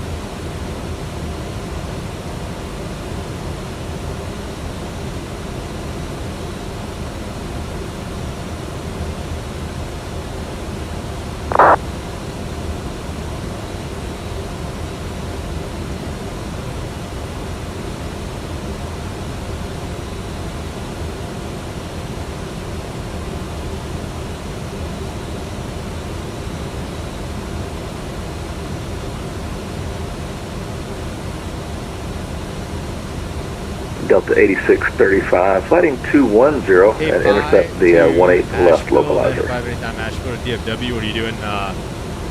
Allegiant ops there.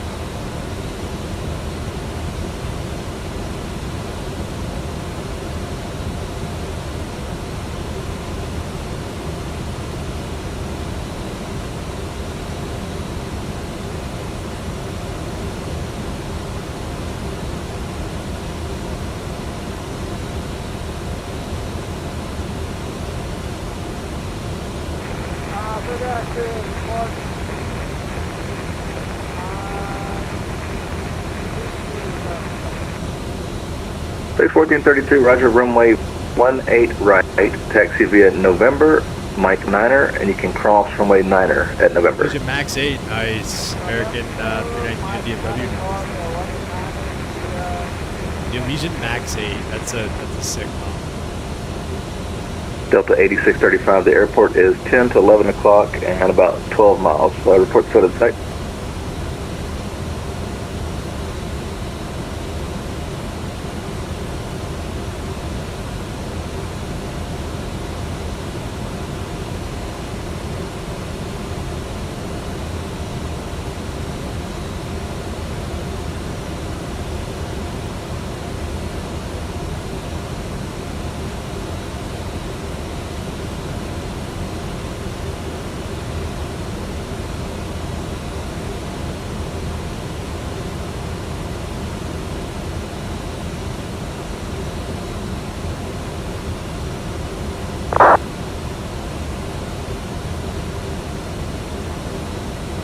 Delta 8635, roger, clear visual approach, runway 18 left.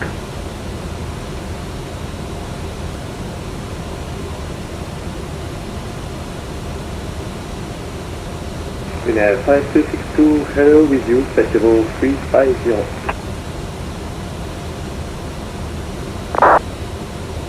Like, I wonder if you would expect to step line. Lunar 5262, roger, squawk 4557. Squawk 4557, Lunar 5262.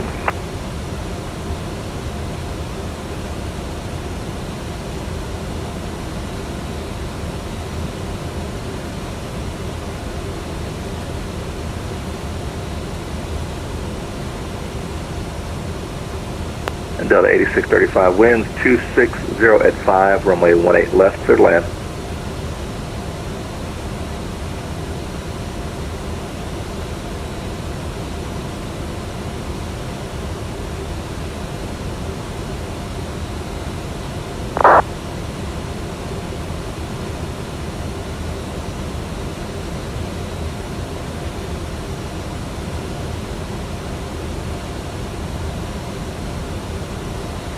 Lunar 5262, radar contact, descend via the Barbecue 3 arrival, landing south, Memphis altimeter 3021.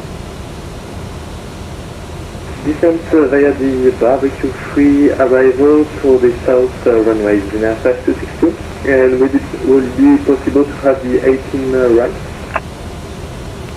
Lunar 5262, affirmative, expect runway 18 right. Expect 18 right, Lunar 5262. Brickyard 4779, about to leave my airspace. Looks like Houston just disappeared, so you can go to Unicom. Have a nice flight. All right, over Unicom, Brickyard 4779, thanks for DCCO. See ya. Of course, Houston Center just disappeared, as always. Ain't nothing on Facebook Marketplace. Dang. They about getting the wind wing rudder pedals. Anybody heard anything good or bad about them?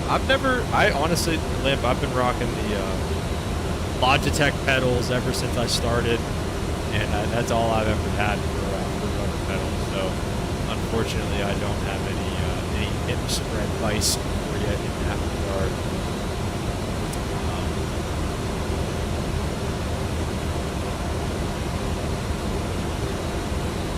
But yeah, the thing I want an FMC, and I want some freaking, you know what I'm talking about. I want the FMC, and I want the,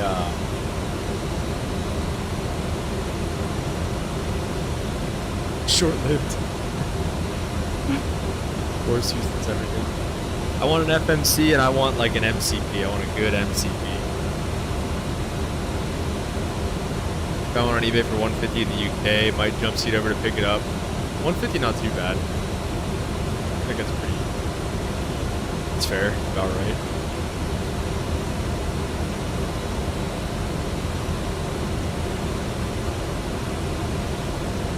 FMC and MCQ lit. That's what I'm saying. What do you wanna check out the Facebook Marketplace there and see if you can find a good FMC or MCP? It's like what kind, any kind of. I don't even know what price.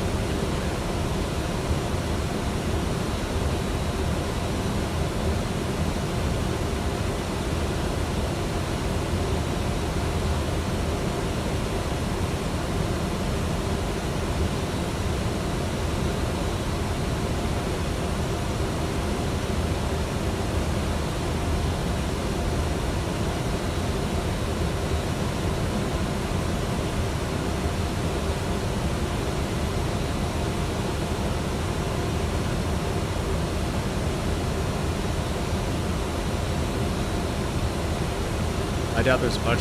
Yeah, true.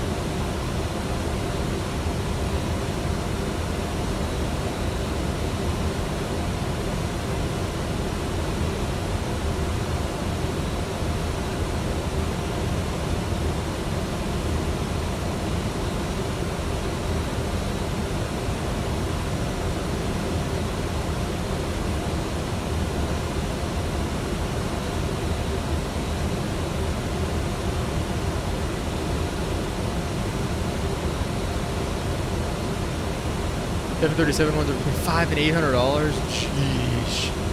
How much is Windwing still sell? I feel like the MCPs are still like relatively decently priced. I mean, is that still true or no?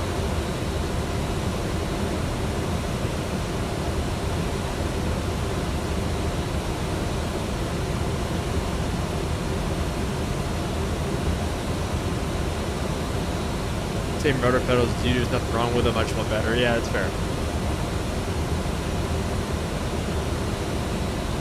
Pretty basic, but get the job done.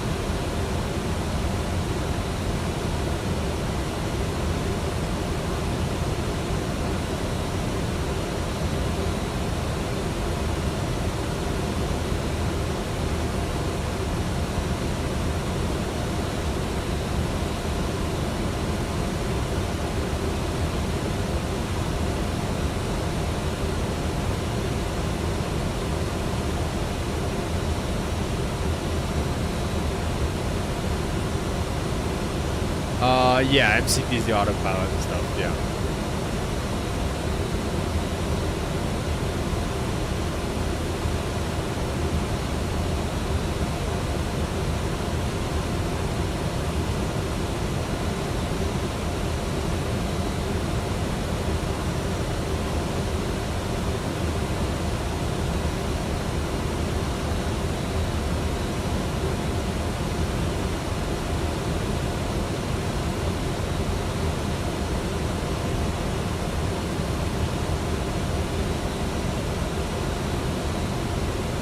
Windwing 737 is 150. Okay, that's not too bad. Like, it doesn't have to be that expensive. Like, $500, $800. It's insane. FMC for flights. It's like, it doesn't have to be that expensive.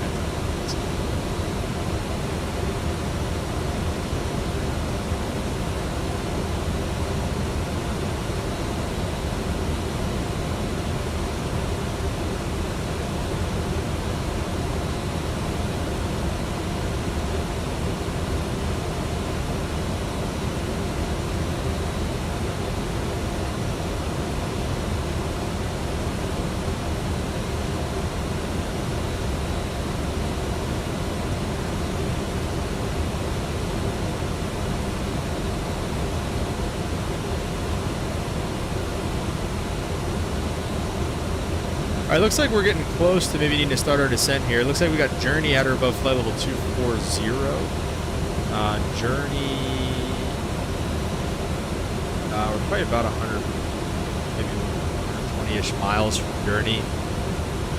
So we need to start that about 20 miles out. So we got some time for our descent and everything here.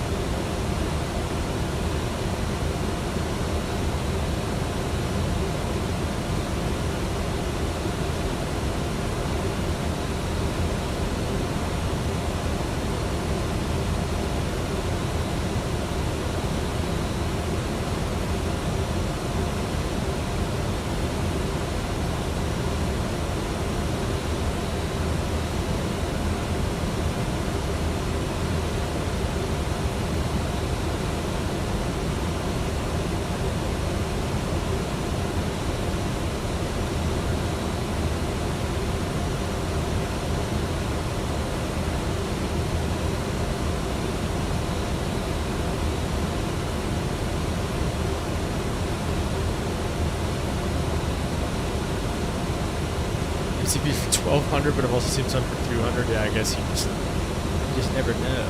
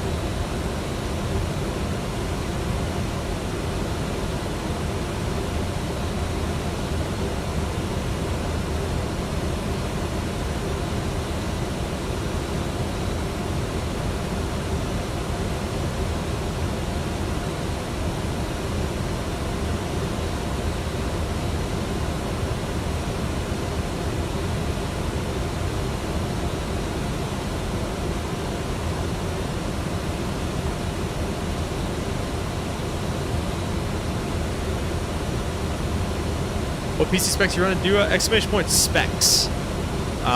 Exclamation point specs, and it'll bring up my computer specifications.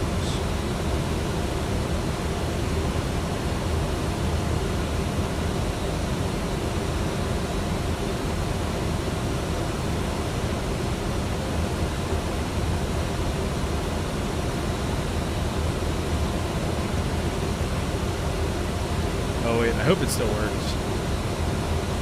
Okay, there you go. Pretty basic stuff, nothing crazy really.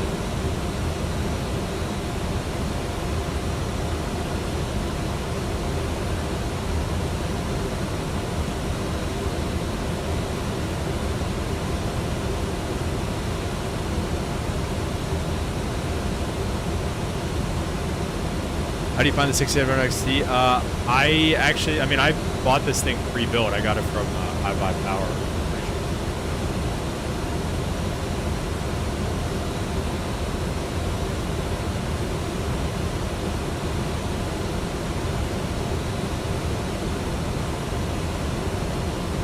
My 1070's showing its age, jeez.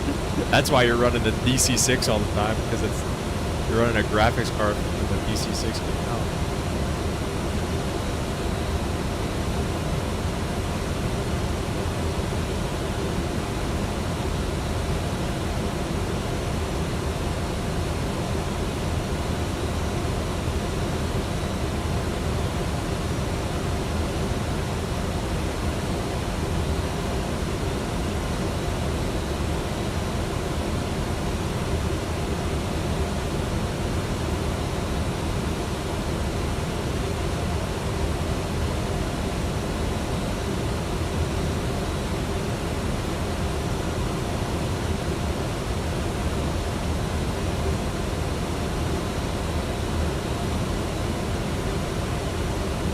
Sweet dulcet sounds of loading into 2020 for 10 minutes and hearing FS realistically is doing well for a 10-year-old car. That's awesome. I mean, mine's like 5 or 6 years old at this point. So I mean, it's definitely not.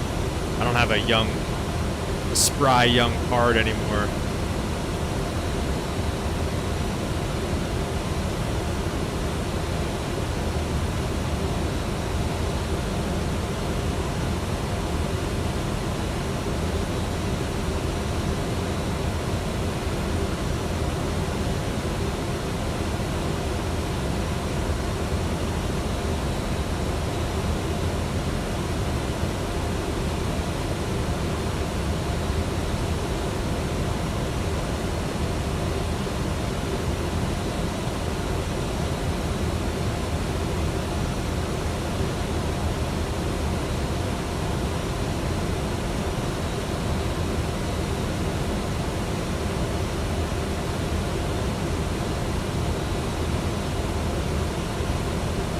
Just needs to be put out the pasture.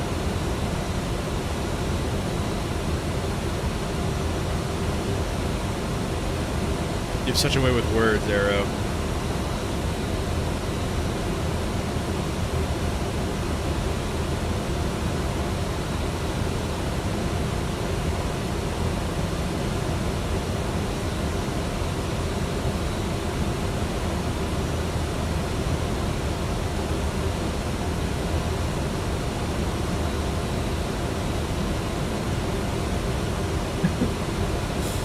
I try.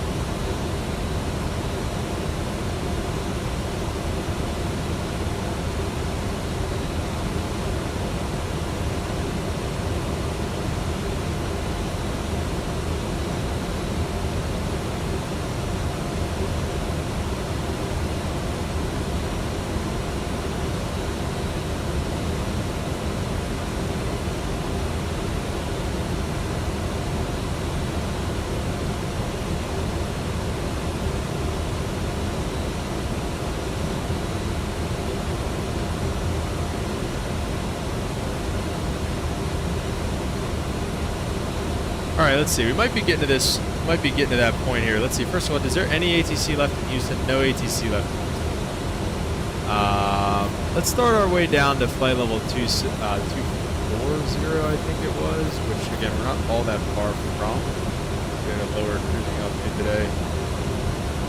240 at Journey. Let's go ahead and start on down. Not doing too crazy. We'll see 2 degrees from now. I saw that airspeed go yellow there. We're riding the stall.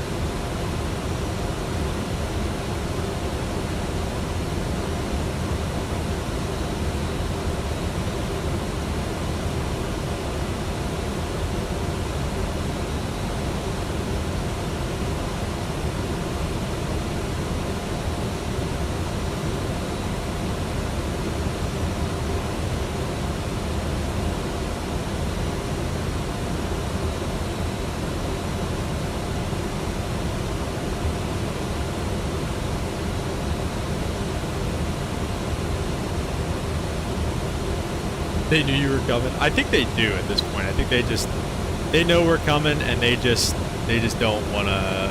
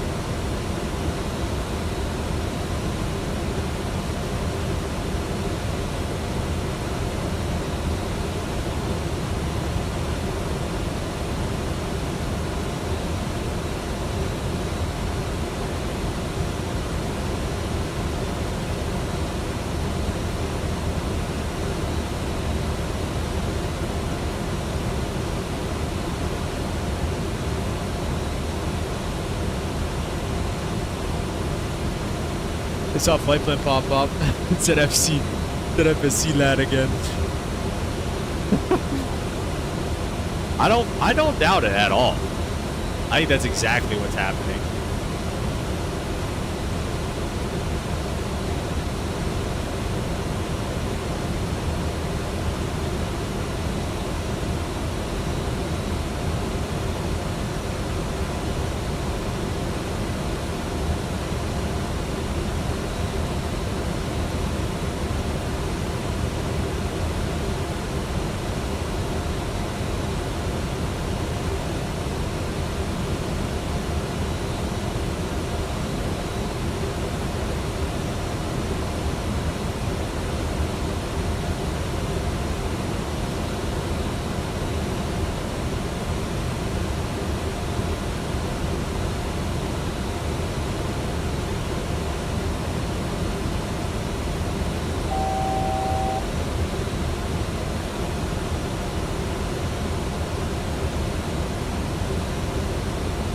Got 1,000 to go.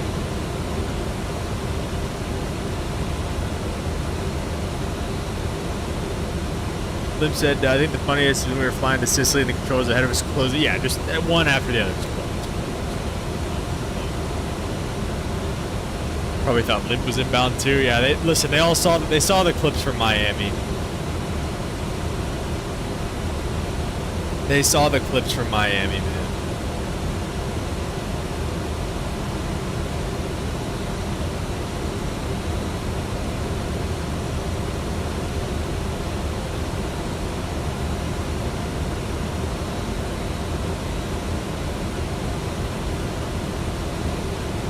Group flight rolling up on the block. They thought we were coming, man. They thought we were coming. All right, we're leveling off flight level 240.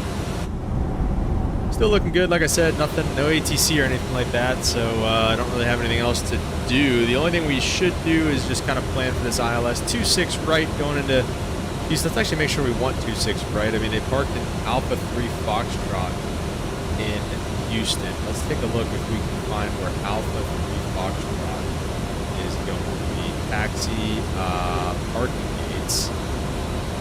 Alpha 3 Foxtrot's actually up on the north side, so that actually is nice. 26 right's going to be a little bit of a longer taxi in. I don't really want to change anything because of how difficult this FMC is to deal with, so we're just going to rock with it here. We got 11155. That's actually auto-tuned for both sides already. 267 final first course. And then we're going to be looking at, what was I just thinking? Oh, the CTAF frequency. The CTAF frequency. So we're going to go dot and CTAF Houston. And that's going to be 25.325.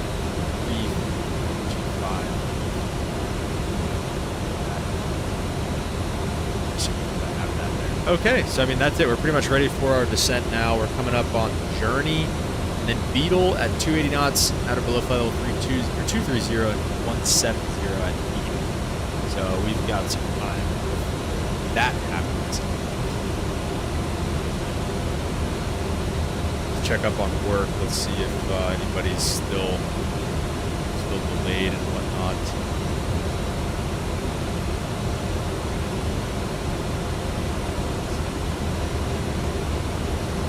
Okay. Yeah, it looks like everything's kind of operating as normally, unfortunately. So we're gonna have to go into work today.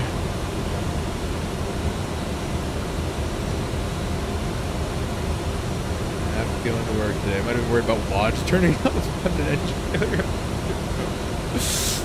Oh my gosh. Watch. Oh, Watch, man.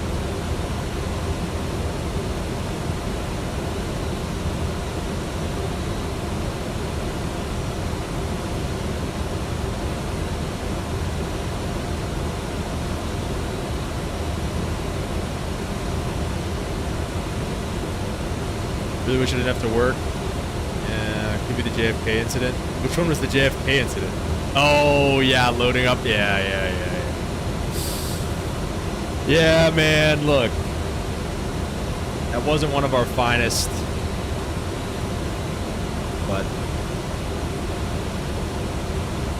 look, he also said, because I was on the wrong runway, but he also said, he was like, well, real world is running this way.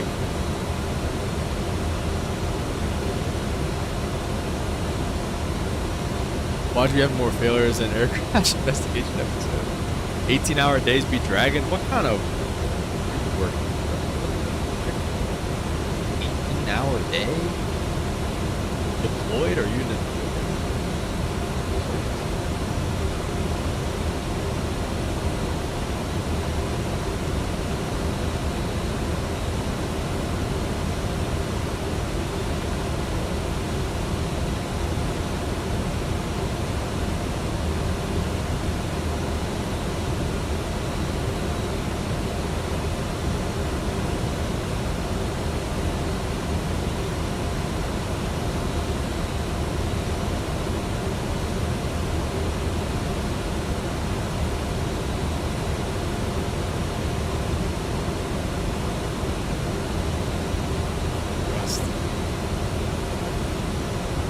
What if you have the numbers you did? Oh, yeah, I forgot about that.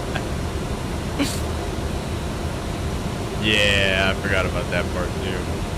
I did not have Yeah, oh, yeah. He was like, did you have the current ATIS? I was like, yeah, we got it. And then I literally said, I was like, no, I don't. He was like, oh, if you did, then you'd know. I was like, oh, yeah, that was a tough one. For sure, that was a tough one.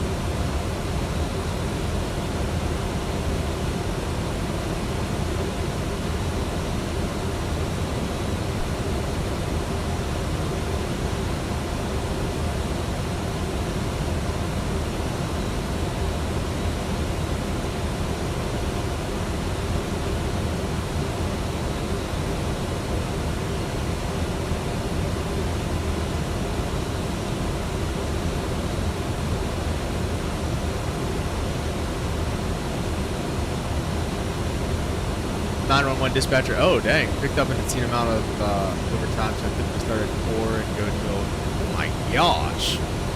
You're allowed to work that long. Dispatcher, that's crazy.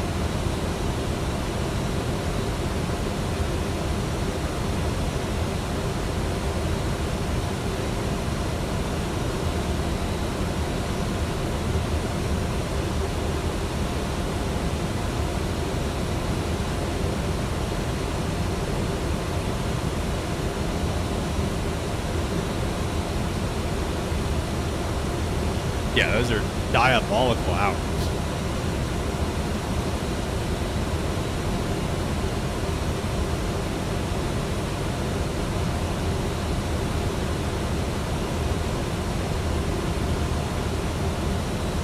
Let's see here. We're through Journey, so we're gonna go down to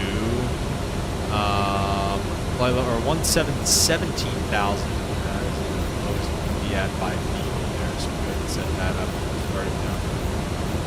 Aggressive, we're a little bit behind here. Verse of the day today also, 1 Thessalonians 5:11. So encourage each other and build each other up, just as you're already doing. So again, this is a letter to the Thessalonian church. from Paul. And so he's kind of saying, like, look, you guys are already kind of doing a good job of this, but keep doing it, build each other up, and do as you're doing. And then again, you take it a little bit out of context.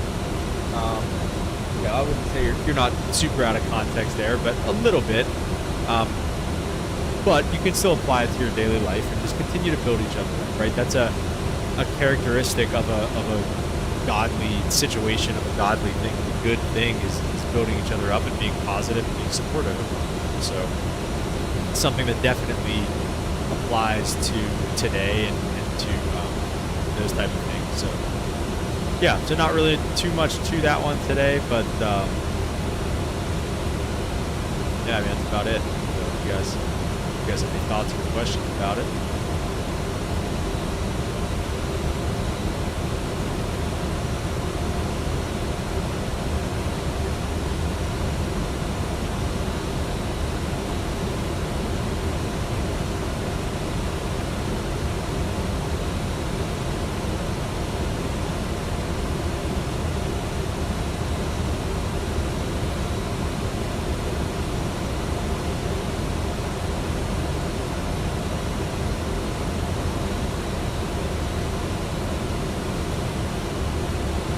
Short, simple, yeah, nothing really too crazy.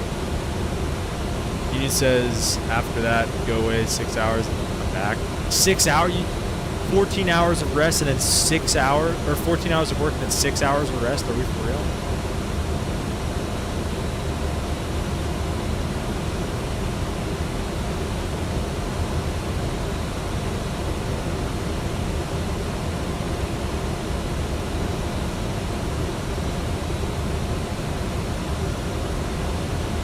That what, you know what? That is a jab at you, Limp. You were not building me up about that that JFK incident, man. You were trying to tear me down. Limp's just a hater trying to tear me down, man. That's it.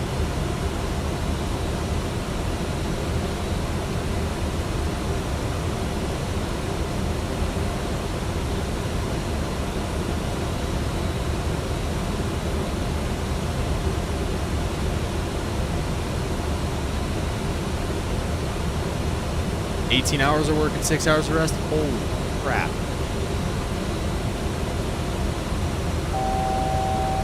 $1,000 feet to go. Let me see if we can keep coming through this here. I'm not 100% sure. Yeah, 15,000. Keep it coming. Or really, we can probably keep it coming down. Let's just keep it coming all the way down to 8,000. Just bottom out kind of here. Let's go B for, well, I don't know. Does anybody know what's going on? I can't move. I cannot manually do the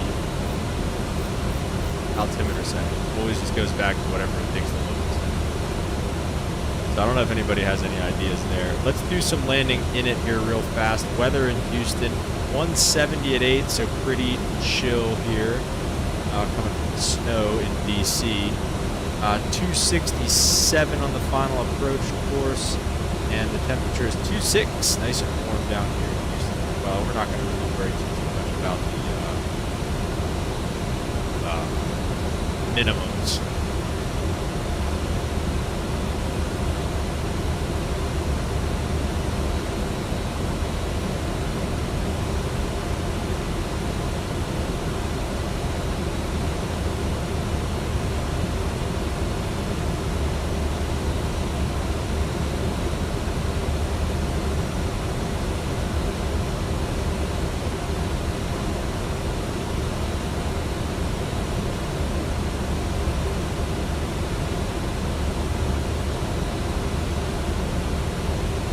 Limp is the millstone around my neck.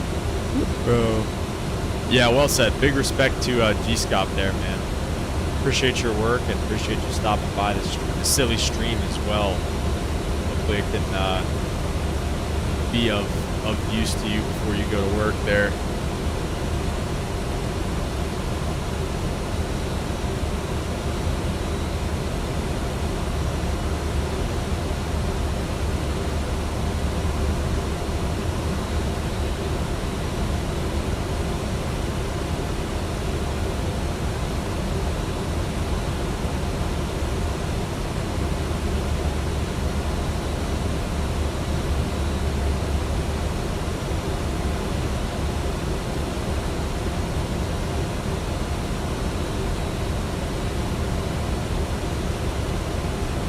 working at, yeah, right. I would not be. That's got to be a pretty mentally just taxing job as well. So, again, much respect for that piece of news.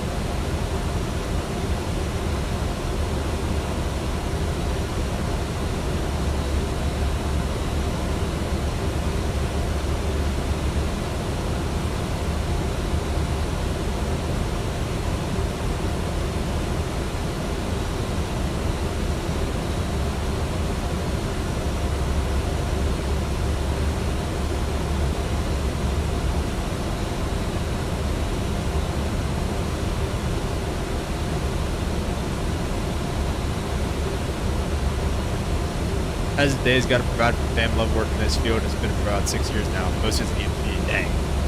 Same thing. That's tough as well there. Are you, like, do you have any, like, what's the end goal? Like, do you want to be a op or something, or just stay EMT, or, like, how's that work?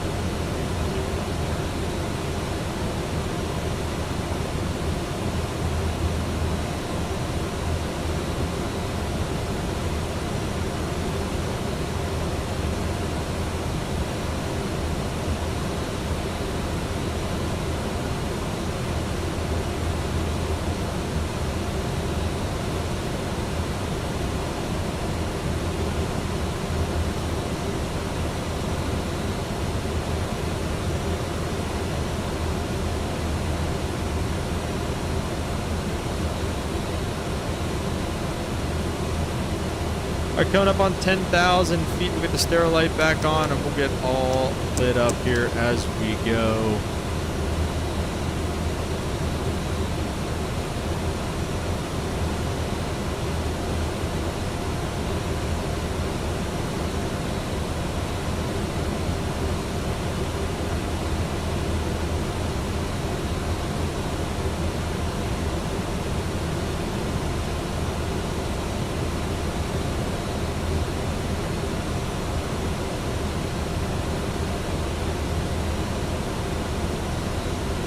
Okay, you want to go the pilot route? That'd be cool. 1,000 to go to 8,000. Let's just make sure that that is going to be what we want. I mean, we're coming up on, what is this, Zappo? Zappo's our next fix. Zappo's at 5,000, so let's keep it coming down.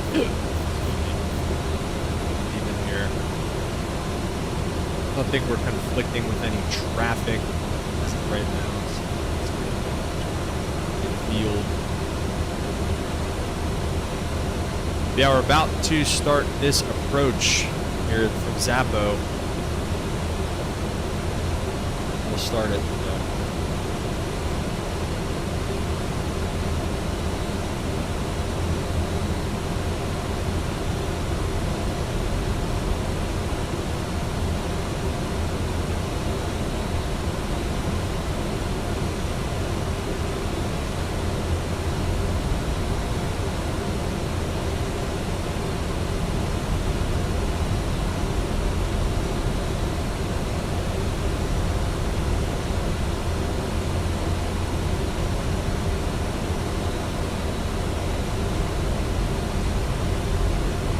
It looks like it's I think it's trying to intercept like ILS here. Let's just go. Give me heading code. I guess maybe bring it in a little bit here, like a 230 heading, and just give me approach.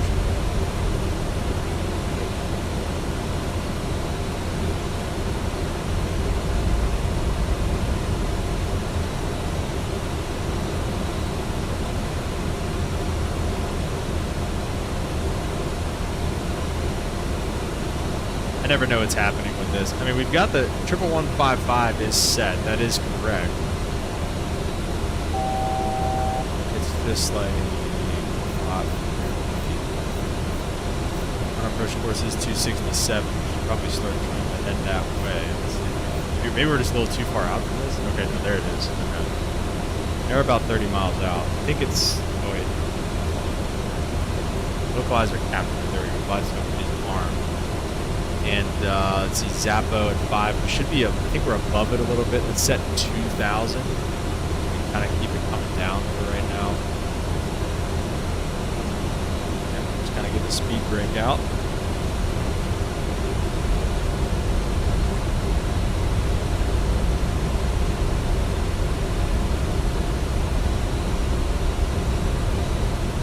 So we're in roll mode now. I don't know why we're not in approach mode. Localizer captured again. There we go.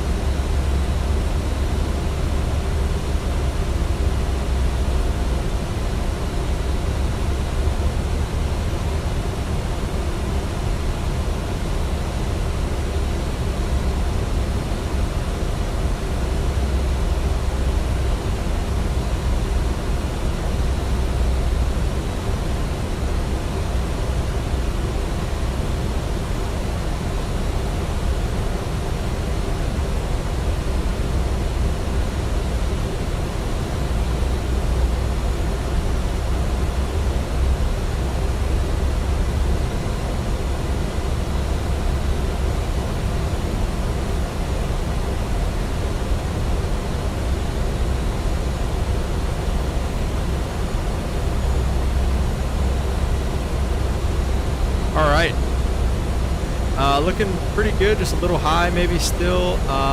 Looks like we're about 20 miles out. Everything is going pretty good for us right now. Guaranteed to 18 miles. I think the glide slope is 18 miles. But you're right. I mean, realistically, you should be able to do, you know, I mean, you know how it is. I wouldn't trust an ILS at 30 miles. I mean, you could follow it in on nav mode, but I was trying to get it to go green needles because there wasn't any other. It was like on an intercept angle anyways. I don't know. It's just like 220 for now.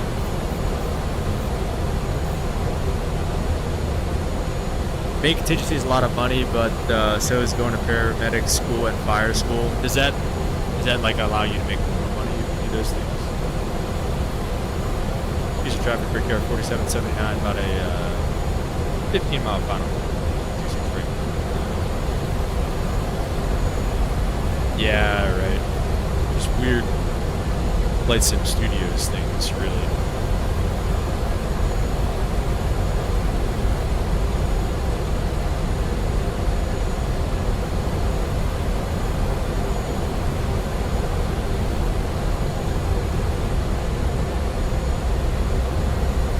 Below the glide slope now, looking good, so.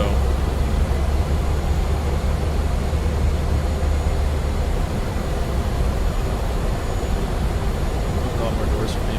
Okay, that'd be cool, yeah. Yeah, no, you're right. What's the glide slope thing then? Because the localizer's 18 miles out. I think you are right about that. Thinking about going the aviation route again, and did you try it before? You should be a controller at this point.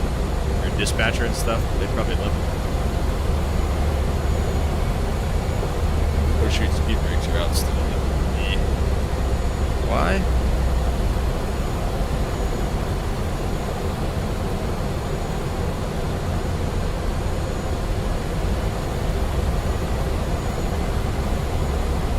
Let's see, we're a dot above here. Traffic at a 1027. Spot Echo, texting in room, runway 15 left via Romeo Bravo Whiskey Bravo Whiskey. Let's go flaps 1. Let's give it the, well, I don't know. Like I said, we're still kind of far out here. Just not too quick. Use traffic for KR 4779.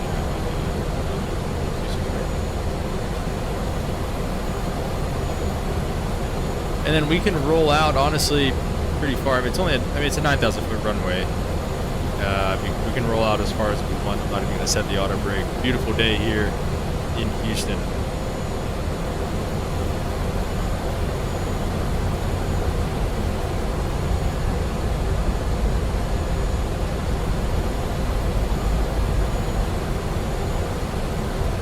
What do you think, guys? Let's get some landing rates in the chat.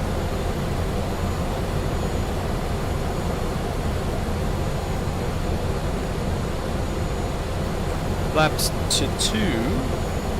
I think I set the speed on.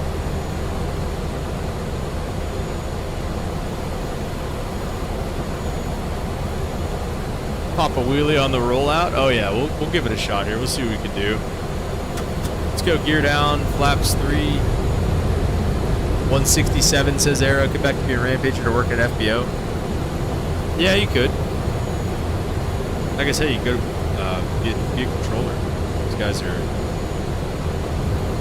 Bed is fiending for controllers. Misapproach altitude is 3,000 feet. Go ahead and set that. Out of here. And flaps to 5.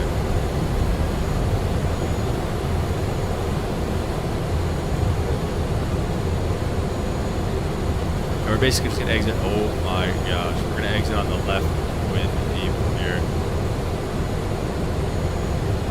I don't even know. I have a hard time predicting your landing rates in this plane.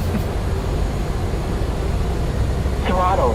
I think we figured it out. Like, is what it is. I think we figured it out. And it's gonna be a greaser. Welcome back, Jacob. 257 says Limp. I don't get that arrow. Schrodinger's landing rate. 1,000.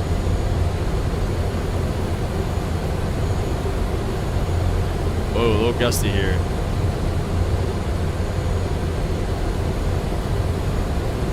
A little gusty and pretty good crosswind. Better than I thought we were going to have, that's for sure.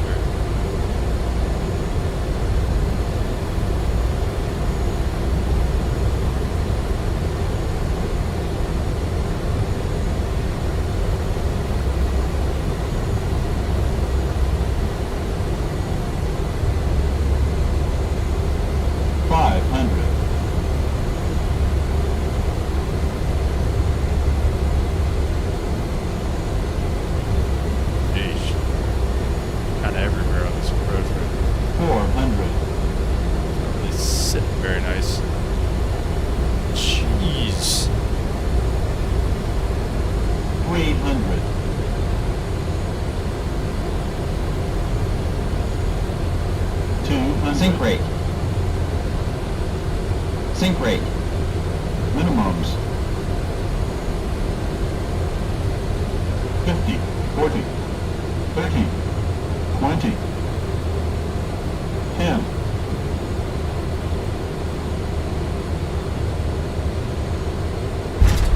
Oh. Alright, I think that's pretty solid. Let's pop the wheelie. Pop the wheelie with the reversers out? Is that crazy? Alright, I think the touchdown ended up being pretty nice there.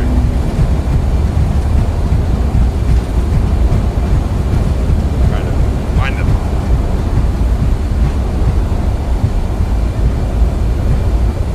Go away. No, go away. Alright. I was like sloppy everything basically except for the touchdown. Wind is whipping. Sink rate check. Unstable go around. No way, never. East traffic, Brickyard. Actually, wait. Let's see where are we going? Brickyard 4779. Clear runway 26 right taxi back on November Echo.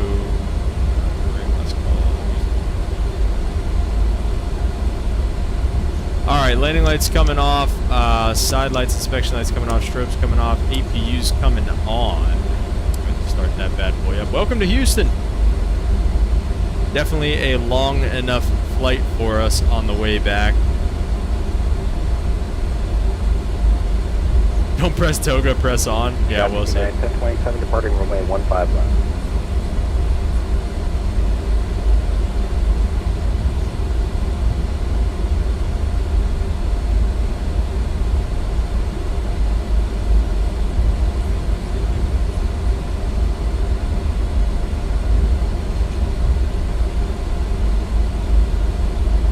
FS Dream Team Houston Airport.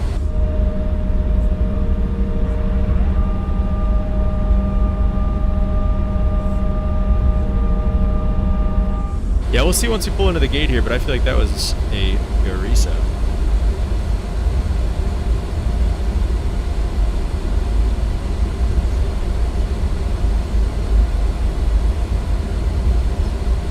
He said he's going down to the Philippines down there, so we're good. Should be alright. Let's see actually, where's this guy at?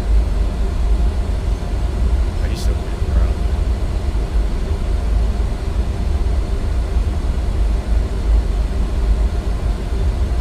He's strapped brick yard 4779 cross runway 8 right. Nice wheelie, thank you, thank you. Thought that was pretty good. Definitely greasy. Everything else was sloppy though. The approach was sloppy.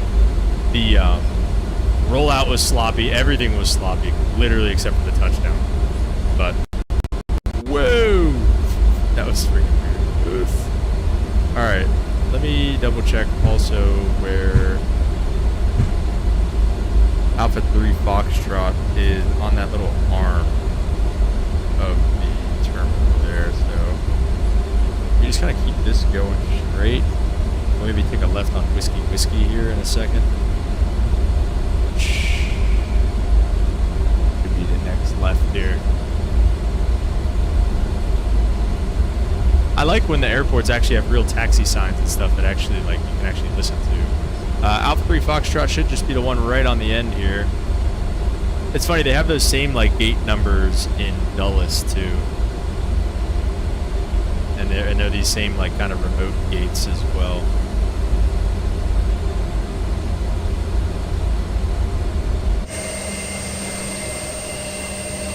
Love a good scenery, man. United 1027 clear for runway 15 left.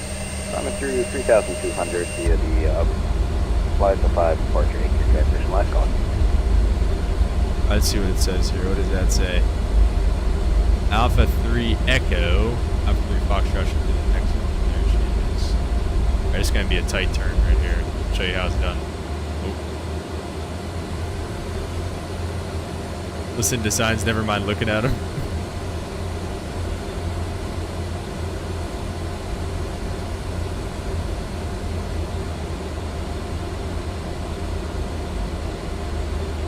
Let's see, what do we think here?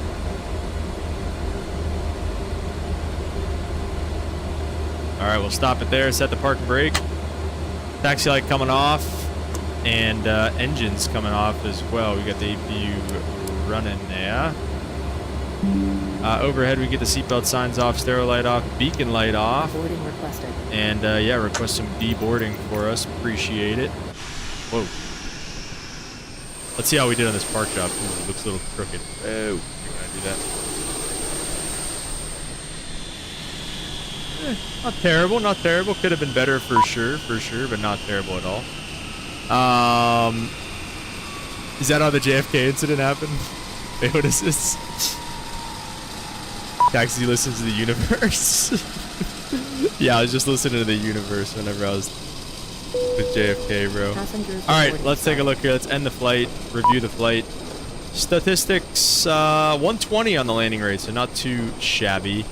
Let me see, what was the one from last night? That was a greaser, wasn't it? 107, so really? I feel like that one was softer than that one, but I guess not. We'll take it. Pretty solid landing rate for sure, guys. Yeah, hope you guys all enjoyed. Appreciate y'all being here this morning. Long flight for us, but it was a good time. So, yeah, hope you guys all have a great rest of your day, and we will talk to you guys next time. Peace.